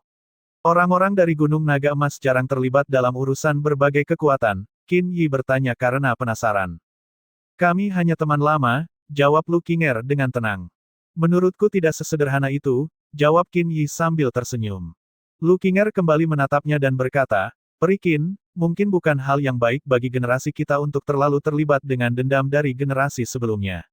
Li Luo mungkin berbelas kasih, tetapi tidak semua orang seperti itu. Jika kamu benar-benar ingin berkomplot melawannya, berhati-hatilah agar kamu tidak mencari masalah. Mendengar ini, Qin Yi tertawa kecil. Apa ini, Nona King? Apakah kamu ingin membela dia? Akan baik-baik saja jika hanya aku, jawab Lu Qinger. Aku khawatir orang yang dengan sepenuh hati mendukungnya tidak akan senyaman aku. Dia tidak akan mau membicarakan semuanya denganmu ketika dia tiba. Qin Yi tersenyum dan bertanya, kedengarannya seperti wanita lain. Li Luo adalah pemain yang hebat. Namun, aku tidak selemah yang kamu bayangkan. Jika seseorang benar-benar ingin membantunya di masa depan, aku secara alami akan menghadapi kepalan tangannya. Sayangnya bagiku, aku tidak bisa melawan keinginan ibuku, jadi nasihatmu tidak ada gunanya. Ketika dia selesai berbicara, dia menjentikkan jarinya yang seperti batu giok, dan seberkas kekuatan resonansi melesat seperti pancaran air. Airnya berkelok-kelok, berubah menjadi naga air besar dengan kehadiran yang mendominasi. Melihat ini, Lu Qinger juga tidak menyia-nyiakan nafasnya. Dia melepas sarung tangan sutra esnya, memperlihatkan tangannya yang tanpa cacat, ramping, dan seperti batu giok. Dia kemudian mulai membentuk segel dengan 10 jarinya. Kekuatan resonansi yang sangat dingin melonjak, dan teratai salju bermekaran di bawah kakinya. Udara di sekitarnya langsung membeku. Udara dingin ini, mata Qin Yi bergerak sedikit saat dia merasakan udara yang sangat murni dan dingin di sekitarnya. Lu Qinger tampaknya memiliki kekuatan yang sangat istimewa di tubuhnya. Udara dingin jelas bukan sesuatu yang bisa dibentuk oleh resonansi es biasa. Jika dia berani maju sendiri untuk melawannya, dia pasti punya beberapa trik. Setelah merenung sejenak, Qin Yi tidak ragu-ragu lagi. Dikelilingi oleh suara derasnya air, naga air yang agung itu meraung dan langsung menyerang ke arah Lu Qinger. Saat Li Qingfeng dan Lu Qinger sedang bertengkar masing-masing, Li Luo berhadapan langsung dengan Tian Miao, pemimpin balai api iblis, di langit di atas mereka. Tian Miao mengerutkan kening saat dia melihat Li Luo menyerbu ke arahnya. Pada saat ini, Li Luo dikelilingi oleh energi merah yang sangat ganas. Energinya sangat merusak sehingga membuat Liu Yuan dan yang lainnya pucat jika dibandingkan dalam hal bahaya.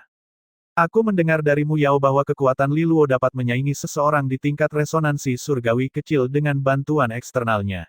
Mu Yao hampir dihabisi olehnya. Sebagai seseorang yang setengah langkah ke tingkat resonansi surgawi kecil, aku bahkan lebih lemah daripada Mu Yao. Sorot mata Tian Miao langsung berubah saat dia berbisik pada dirinya sendiri, aku tidak bisa menghadapinya secara langsung. Aku harus menggunakan taktik tabrak lari sambil perlahan-lahan menghabiskan kekuatan pinjamannya. Selama Li Luo kehilangan dukungan dari bantuan luarnya, dia hanya akan menjadi 3 mutiara. Tian Miao yakin dia bisa menekannya saat itu. Dengan itu, Tian Miao menarik napas dalam-dalam, dan kekuatan resonansi merah yang keluar dari tubuhnya melonjak tinggi ke langit. Untuk sesaat, seluruh langit tampak terbakar. Udara terbakar dengan panas yang luar biasa, dan siapapun yang menghirupnya akan merasakan tenggorokannya berdenyut-denyut kesakitan. Dia berdiri di tengah lautan api yang dia wujudkan di langit. Itu adalah pemandangan yang sangat spektakuler. Dia tidak punya niat untuk berbicara omong kosong apapun dengan Li Luo. Tanpa ragu, dia membentuk segel tangan. Bola api raksasa muncul dari langit, menghujani Li Luo seperti meteorit.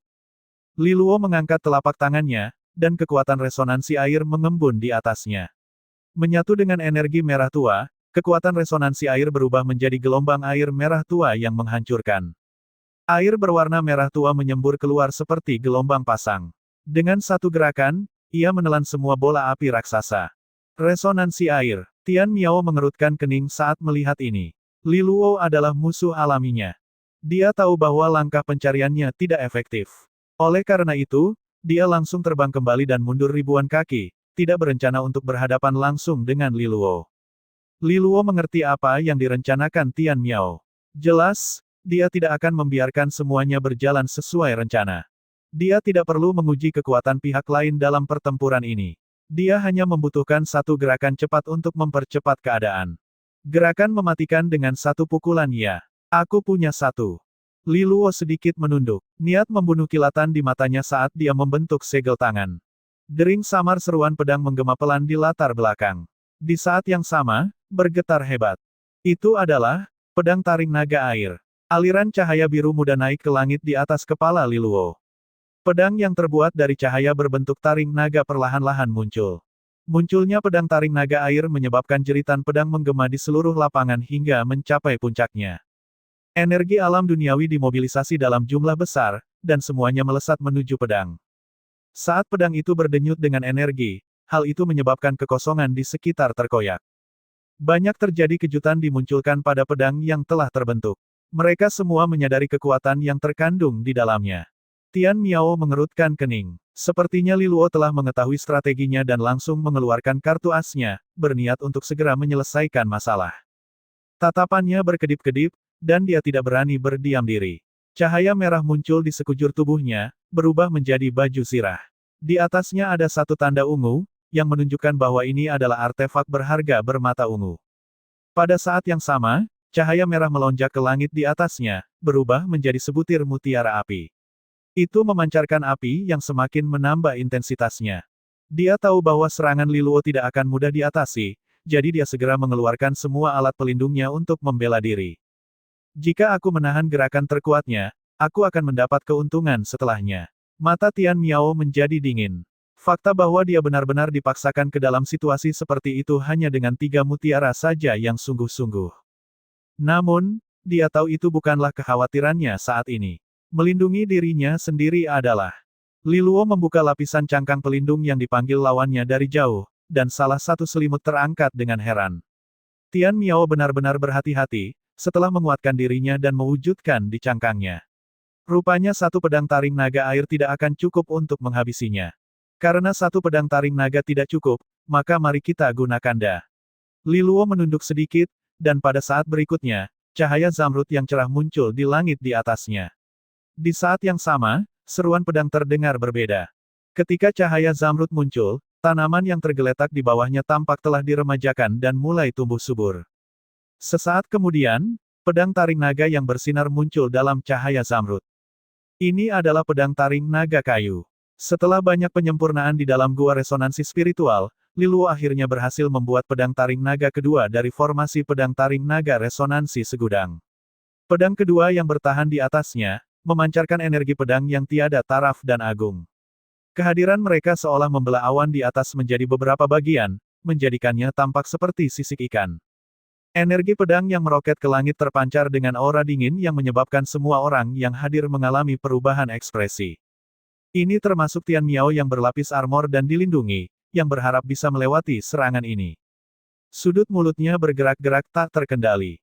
Ketika Liluo hanya menggunakan satu pedang taring naga, dia dapat merasakan dengan jelas bahwa dia seharusnya dapat memblokirnya dan melindungi hidupnya. Namun, kemunculan pedang kedua dan gabungan energi pedang menyebabkan kulit kepalanya terasa kesemutan. Sialan, sungguh energi pedang yang menakutkan. Setidaknya ini adalah seni adipati tingkat kenaikan jiwa atas dengan penyempurnaan lebih besar. Bagaimana dia bisa mencapai semua ini pada usia dan tingkat kultivasinya? Hati Tian Miao menjerit. Seni adipati tingkat kenaikan jiwa atas dengan penyelesaian lebih besar adalah sesuatu yang hanya bisa dikuasai oleh sedikit orang jenius di generasinya. Liluo, sebaliknya, tidak peduli dengan pergulatan internal Tian Miao. Dia mengangkat kepalanya dan dengan sedih menatap ke arah pedang taring naga kayu yang berhasil dia ciptakan setelah menumpahkan banyak darah, keringat, dan air mata, lalu menghela nafas ringan. Gabungan energi pedang tidak bisa dibandingkan dengan hanya memiliki satu. Aku akan menggunakanmu sebagai korban pertama pedangku. Liluo membentuk segel tangan dan kemudian menekan ke bawah. Sesaat kemudian, kedua pedang taring naga melesat ke udara, berubah menjadi dua pancaran cahaya biru muda dan zamrud. Mereka melesat di udara dengan momentum yang ganas, membelah langit menjadi dua. Bekas luka pedang tertinggal di dataran di bawah saat mereka terbang melewatinya. Melihat pedang yang membesar dengan cepat dan meninggalkan jejak cahaya di belakangnya, Tian Miao berteriak. Energi merah di langit bergolak dan dengan cepat mengelilingi tubuhnya, mengubahnya menjadi iblis api raksasa dengan 4 anggota badan yang tingginya ribuan kaki. Tubuh iblis menyala 4 bersenjata. Dengan ancaman kematian yang membayangi, Tian Miao dengan cepat mengaktifkan seni adipati terkuat yang dimilikinya. Ini adalah seni adipati tingkat kenaikan jiwa bawah dari balai api iblis.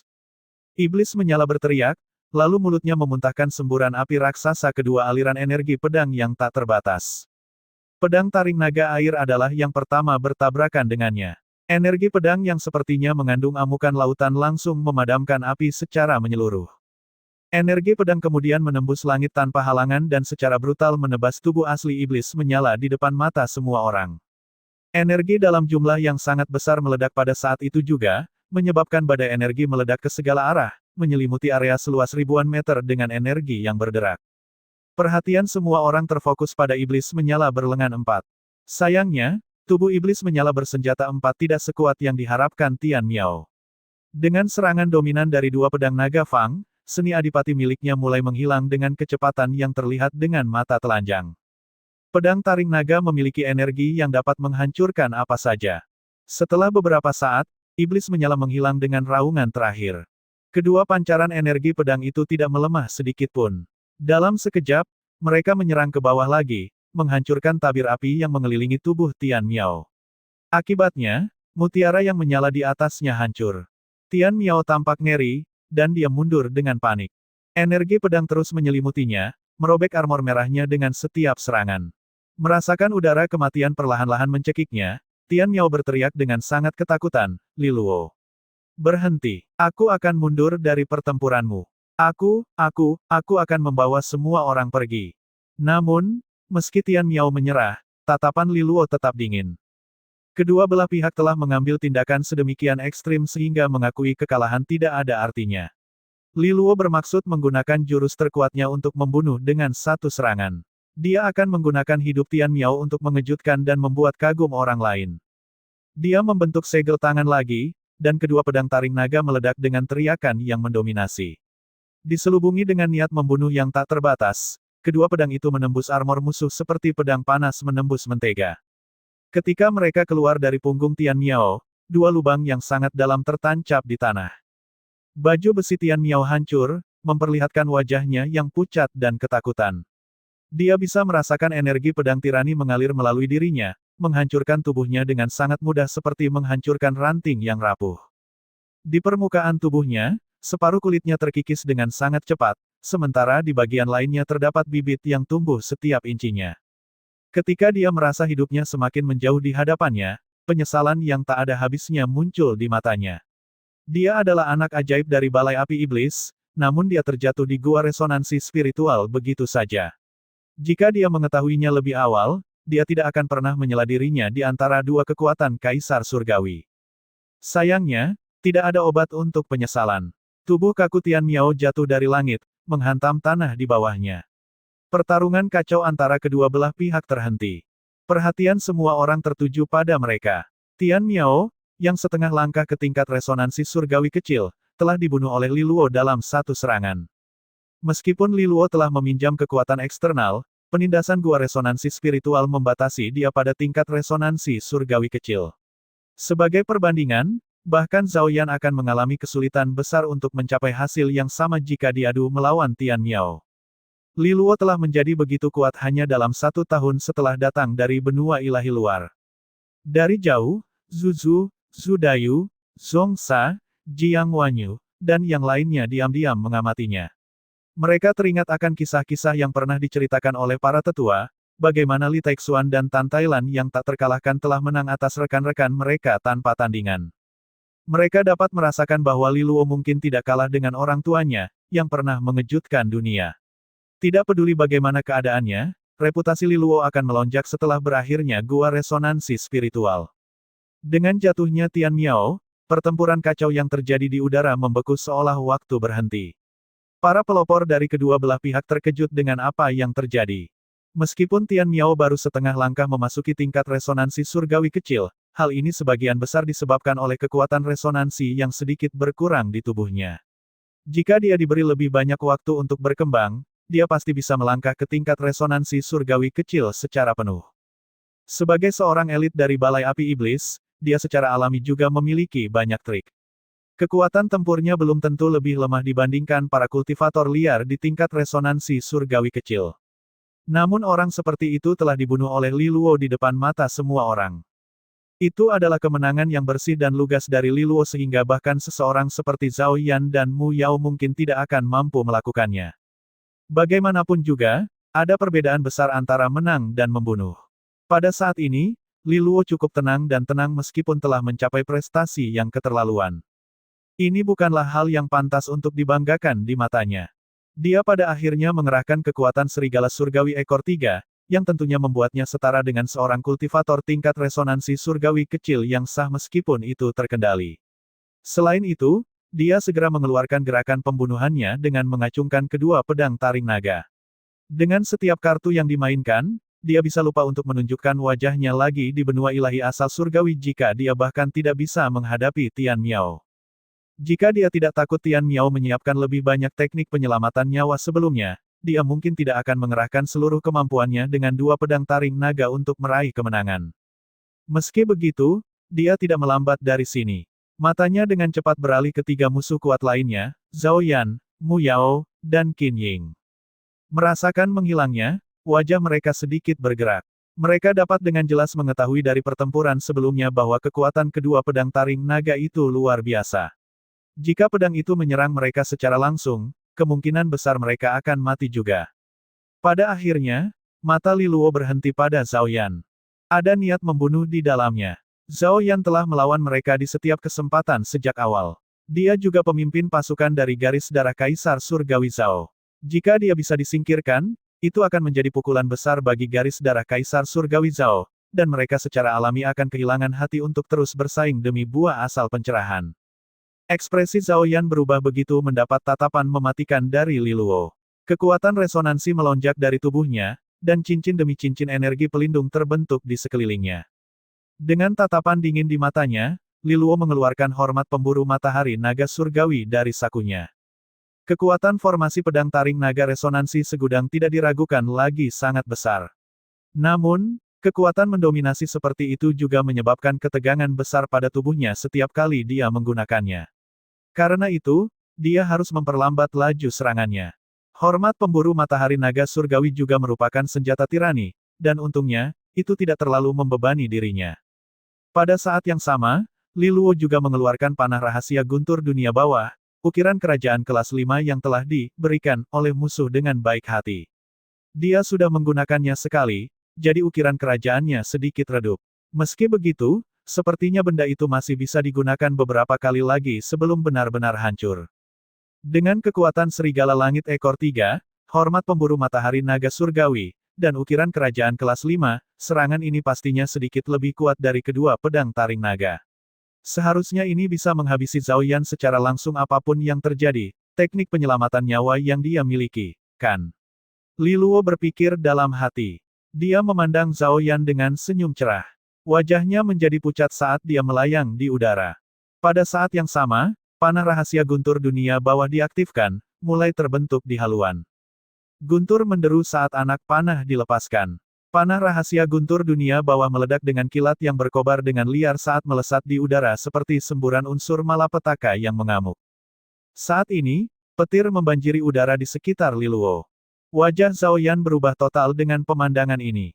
Dia ingin melarikan diri untuk menghindari serangan Li Luo. Namun, Li Lingjing telah tiba tepat pada saat ini dengan tongkat piton bambu biru laut di tangannya. Sinar racun biru laut menyapu langit, dan kehampaan bergetar di bawah tekanan kekuatan resonansinya. Zhao Yan tidak punya pilihan selain mengerahkan semua yang dia miliki untuk membela diri. Hei, Zhao Yan sepertinya kurang beruntung. Apakah dia benar-benar akan mati di sini? Ini akan sangat memalukan bagi garis darah Kaisar Surgawi Zhao, komentar Zuzu dengan gelak tawa yang tak terkendali saat dia melihat dari jauh dengan pasukan dari garis darah Kaisar Surgawi Zhu.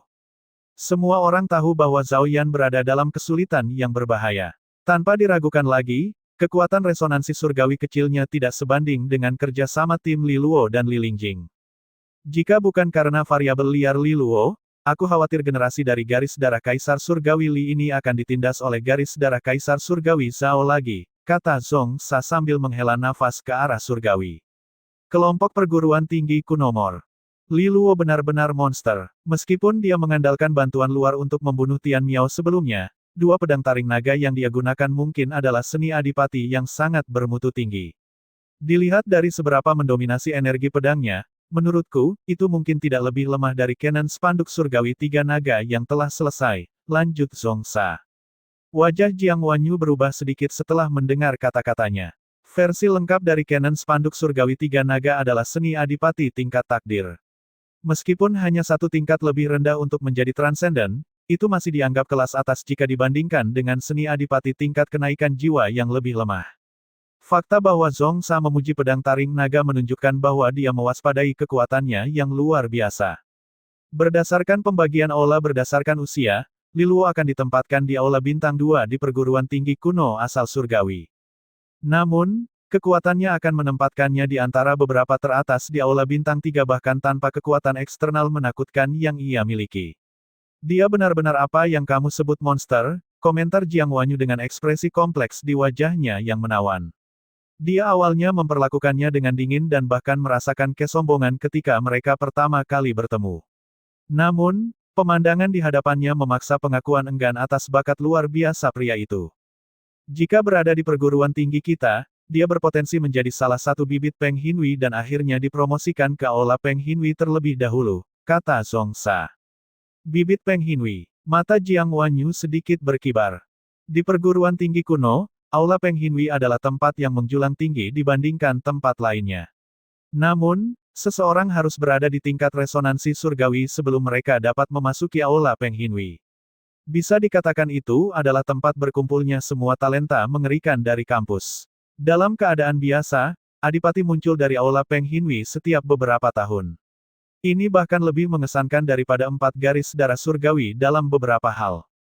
Adapun bibit Peng Hinui, itu adalah istilah yang diperuntukkan bagi seseorang yang belum mencapai tingkat resonansi surgawi tetapi telah dinominasikan ke aula terlebih dahulu karena bakat luar biasa mereka. Ini adalah prestasi yang sangat langka dan sulit sehingga bahkan seseorang yang spektakuler seperti Jiang Wanyu pun tidak dapat mencapainya. Karena itu, dia pasti tersentuh ketika mendengar kata-kata Zhongsa. Saat mereka membicarakannya, Liluo terus menyerang.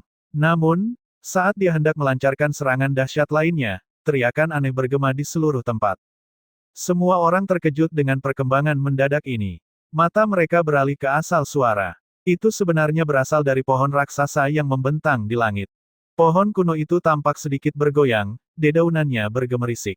Pada saat berikutnya, suara kepakan sayap terdengar. Semua orang yang menyaksikan terkejut ketika seberkas cahaya keemasan terbang dari cabang-cabang pohon kuno mor. Di dalam pancaran cahaya keemasan ada burung raksasa dengan lebar sayap puluhan meter. Tubuh mereka berwarna perunggu, tetapi cakar mereka bermandikan cahaya keemasan, masing-masing memancarkan gelombang energi yang kuat. Sesaat kemudian, ribuan burung condor raksasa tersebut membubung ke angkasa. Bulu mereka tampak sekeras besi dan tercium bau busuk seperti pembusukan. Apakah ini? Kondor perunggu cakar emas ilahi. Mengapa jumlahnya begitu banyak? Kerumunan mengeluh ketika mereka melihat banjir tiba-tiba burung condor raksasa terbang ke arah mereka. Meski terkejut, mereka bisa langsung mengenali makhluk roh itu. Condor perunggu cakar emas surgawi dalam bentuk dewasanya sebanding dengan para kultivator tingkat mutiara surgawi. Dengan jumlah yang begitu besar, hal ini bisa dianggap sebagai bencana alam yang tidak dapat dihindari. Mereka mungkin adalah makhluk roh yang menjaga pohon kuno mor. Saat dia melihat perkembangan mendadak ini, wajah Liluo juga berubah. Dia memperhatikan bahwa mata putih kelabu dari burung condor ini telah terjadi pada kerumunan yang berkelahi. Jeritan burung condor memenuhi udara saat sinar cahaya keemasan yang tak terhitung jumlahnya turun ke arah mereka dari langit. Kerumunan itu membekukan ketakutan saat banyak aliran cahaya keemasan turun dari langit, memancarkan energi yang sangat besar. Dengan angka ini, serangan itu kemungkinan besar terlalu besar untuk ditangani bahkan oleh seorang yang kuat tingkat resonansi surgawi kecil. Lari! Beberapa orang berteriak kaget. Pada titik ini, kedua tim tidak lagi bertarung satu sama lain. Mereka mengacungkan seni resonansi mereka satu demi satu, berusaha melarikan diri dari derasnya hujan malapetaka. Perkembangan mendadak ini juga membuat Liluo lengah. Dia mengerutkan kening. Dengan panahnya yang sudah terpasang di haluan, ini adalah kesempatan sempurna untuk melukai Zhao Yan dengan parah. Namun, dia telah diganggu oleh kemunculan tiba-tiba dari condor perunggu cakar emas ilahi. Dia melihat sekeliling, dan area yang terkena pancaran cahaya keemasan sungguh luas. Bahkan terjebak di tengah-tengahnya. Jika dia memilih untuk membiarkan mereka sendirian, itu akan membuatnya pusing. Sebaliknya, jika dia melancarkan pukulan mematikan pada Zhao Yan, kekuatan resonansinya sendiri dan kekuatan serigala surgawi ekor 3 pasti akan habis. Bagaimanapun, Kekuatan surgawi serigala ekor tiga masih dibatasi oleh gua resonansi spiritual. Kalau begitu, hujan cahaya emas yang merusak langit akan menjadi ancaman baginya. Tapi Zhao Yan telah menjadi pembuat onar selama ini, dia bahkan bekerja sama dengan garis darah Kaisar Surgawi King, Mu Yao, dan Balai Api Iblis. Jika Li Luo tidak menyingkirkannya di sini, dia pasti akan menjadi ancaman besar di masa depan. Mata Li Luo berkedip sebentar, menunjukkan keputusannya yang tegas dan tanpa ampun. Pada saat ini, sesosok tubuh terbang tiba-tiba, hanya berhenti ketika mereka sudah sangat dekat. Tawa menyusul, lalu dia mendengar kata-kata yang sangat tenang, "Adik ketiga, silakan lakukan apa yang perlu kamu lakukan. Aku akan memblokir cahaya emasmu." Tidak lain adalah Li Jingtao. Li Luo sedikit terkejut, namun, dia tidak punya waktu untuk ragu pada saat kritis ini. Dia mengangguk dan menjawab, "Kalau begitu, aku akan menyerahkannya padamu, kakak tertua. Jaga dirimu baik-baik. Jika kamu tidak bisa menahannya lebih lama lagi, cepat pergi." Li Jingtao tersenyum dan berkata, "Jangan khawatir, aku mungkin tidak pandai menyerang, tapi aku sangat percaya diri dalam bertahan." Dia mengangkat kepalanya dan melihat hujan cahaya keemasan yang menuju ke arahnya. Dengan teriakan keras dan panjang, bayangan besar yang tampak seperti naga dan kura-kura muncul di belakangnya. Dia kemudian menyebarkan kekuatan resonansinya dan membentuk segel dengan jari-jarinya. Seni 8 karapas, 6 perisai berlian karapas. Kekuatan resonansi melonjak dan membentuk perisai energi yang membentang sepanjang ratusan kaki di depan Li Jingtao. Rune berwarna berbeda tersebar di permukaan perisai. Ada 6 jenis rune yang berbeda, sama seperti 6 karapas berbeda, yang memungkinkan dia memiliki pertahanan yang tidak bisa ditembus. Li Luo melirik perisai energi yang baru saja dibuat Li Jingtao. Meskipun dia hanyalah mutiara 2, seni pertahanannya adalah yang terbaik. Berdasarkan perkiraannya, bahkan 4 mutiara pun tidak akan mampu menembusnya dalam satu serangan. "Kakak tertua, kamu semakin maju dalam hal kemampuan bertahan," kata Li Luo dengan kebahagiaan di matanya. Namun, matanya berubah serius lagi saat dia kembali menatap Zhao Yan. Panah rahasia guntur dunia bawah miliknya sudah ditarik dengan kekuatan maksimum di hormatnya. Dari jauh, itu tampak seperti naga petir yang mengamuk yang ditahan secara paksa. Selain itu, ia juga dipenuhi dengan energi merah, memberikannya penampilan yang sangat menakutkan yang membuat seseorang merinding. Tanda naga di antara alis Li Luo menyala saat 9 sisik naga menjadi hidup. Dia bisa dengan jelas merasakan naga petir yang tak terkendali menggeliat di hormatnya.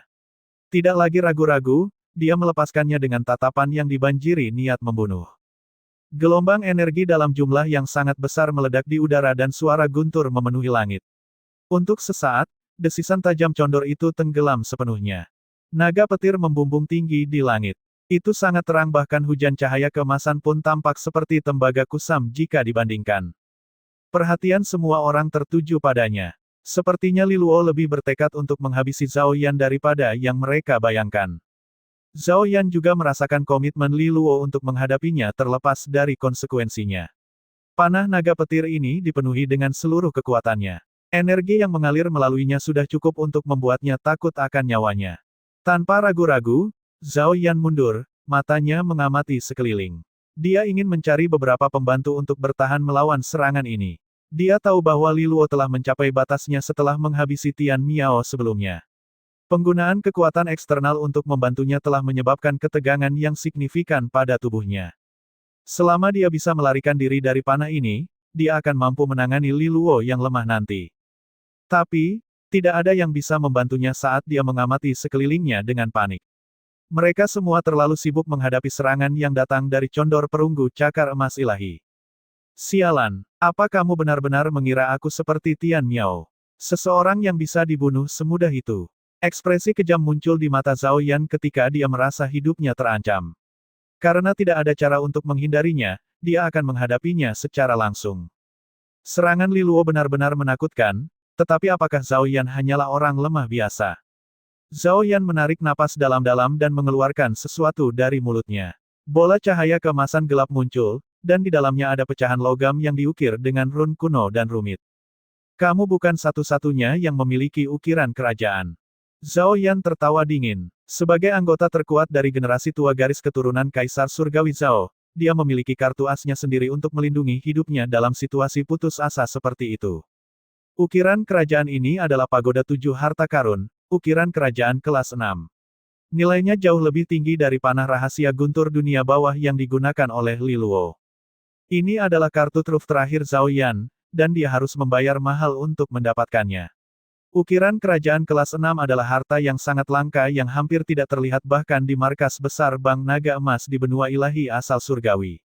Namun, ukiran kerajaan berkurang setiap kali digunakan, dan Zhao Yan tidak ingin menggunakannya jika dia benar-benar punya pilihan. Rupanya, dia tidak bisa berpikir terlalu banyak sekarang karena Li Luo akan mengejar nyawanya. Saat naga petir liar menembus langit, pecahan emas yang diludahkan oleh Zhao Yan meledak menjadi semburan cahaya yang berkilauan. Pada saat berikutnya, ia berubah menjadi pagoda raksasa setinggi 100 kaki. Ada 7 tingkat di pagoda, masing-masing dengan harta uniknya sendiri yang mekar dengan cahaya yang luar biasa.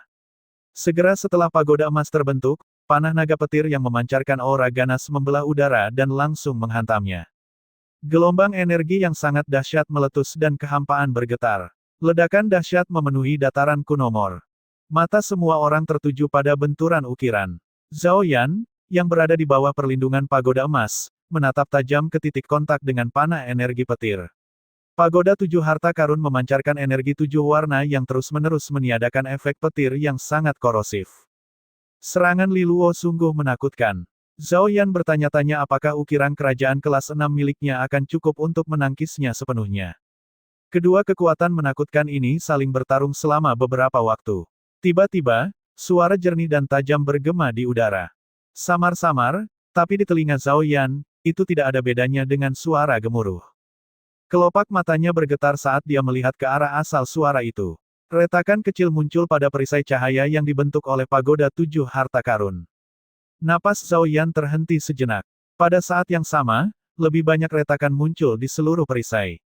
Energi petir yang mengamuk secara bertahap menembus pertahanannya. Dia merasakan hawa dingin muncul di hatinya. Bagaimana bisa bajingan seperti Li Luo menjadi ancaman sebesar itu baginya? Dia sama sekali tidak menganggap Li Luo sebagai ancaman ketika dia pertama kali memasuki gua resonansi spiritual. Meskipun Li Luo berhasil mengamankan posisi kepala naga, bagi Zhao Yan, itu berarti bahwa generasi garis darah Kaisar Surgawi Li ini benar-benar sampah. Tidak pernah dalam mimpi terliarnya dia membayangkan bahwa Li Luo tidak hanya akan mengalahkan Zhao Zhenjiang, tetapi juga memaksanya ke dalam kesulitan yang begitu mengerikan.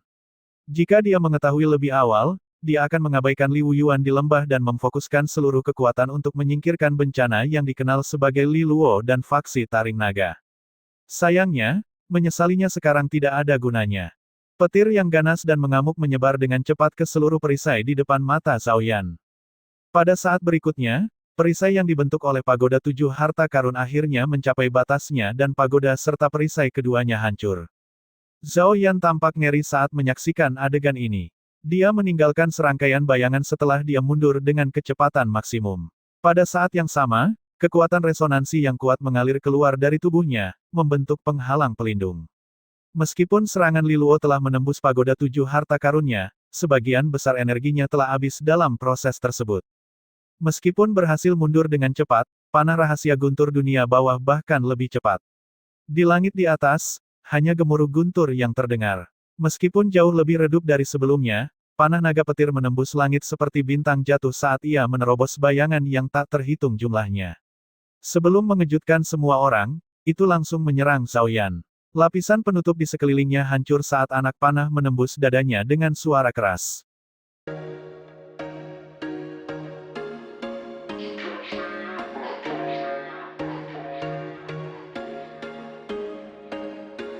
There was once a day that I would pray for you. I'd go and misbehave just so you'd notice too. Sneaking looks up and down from across the room.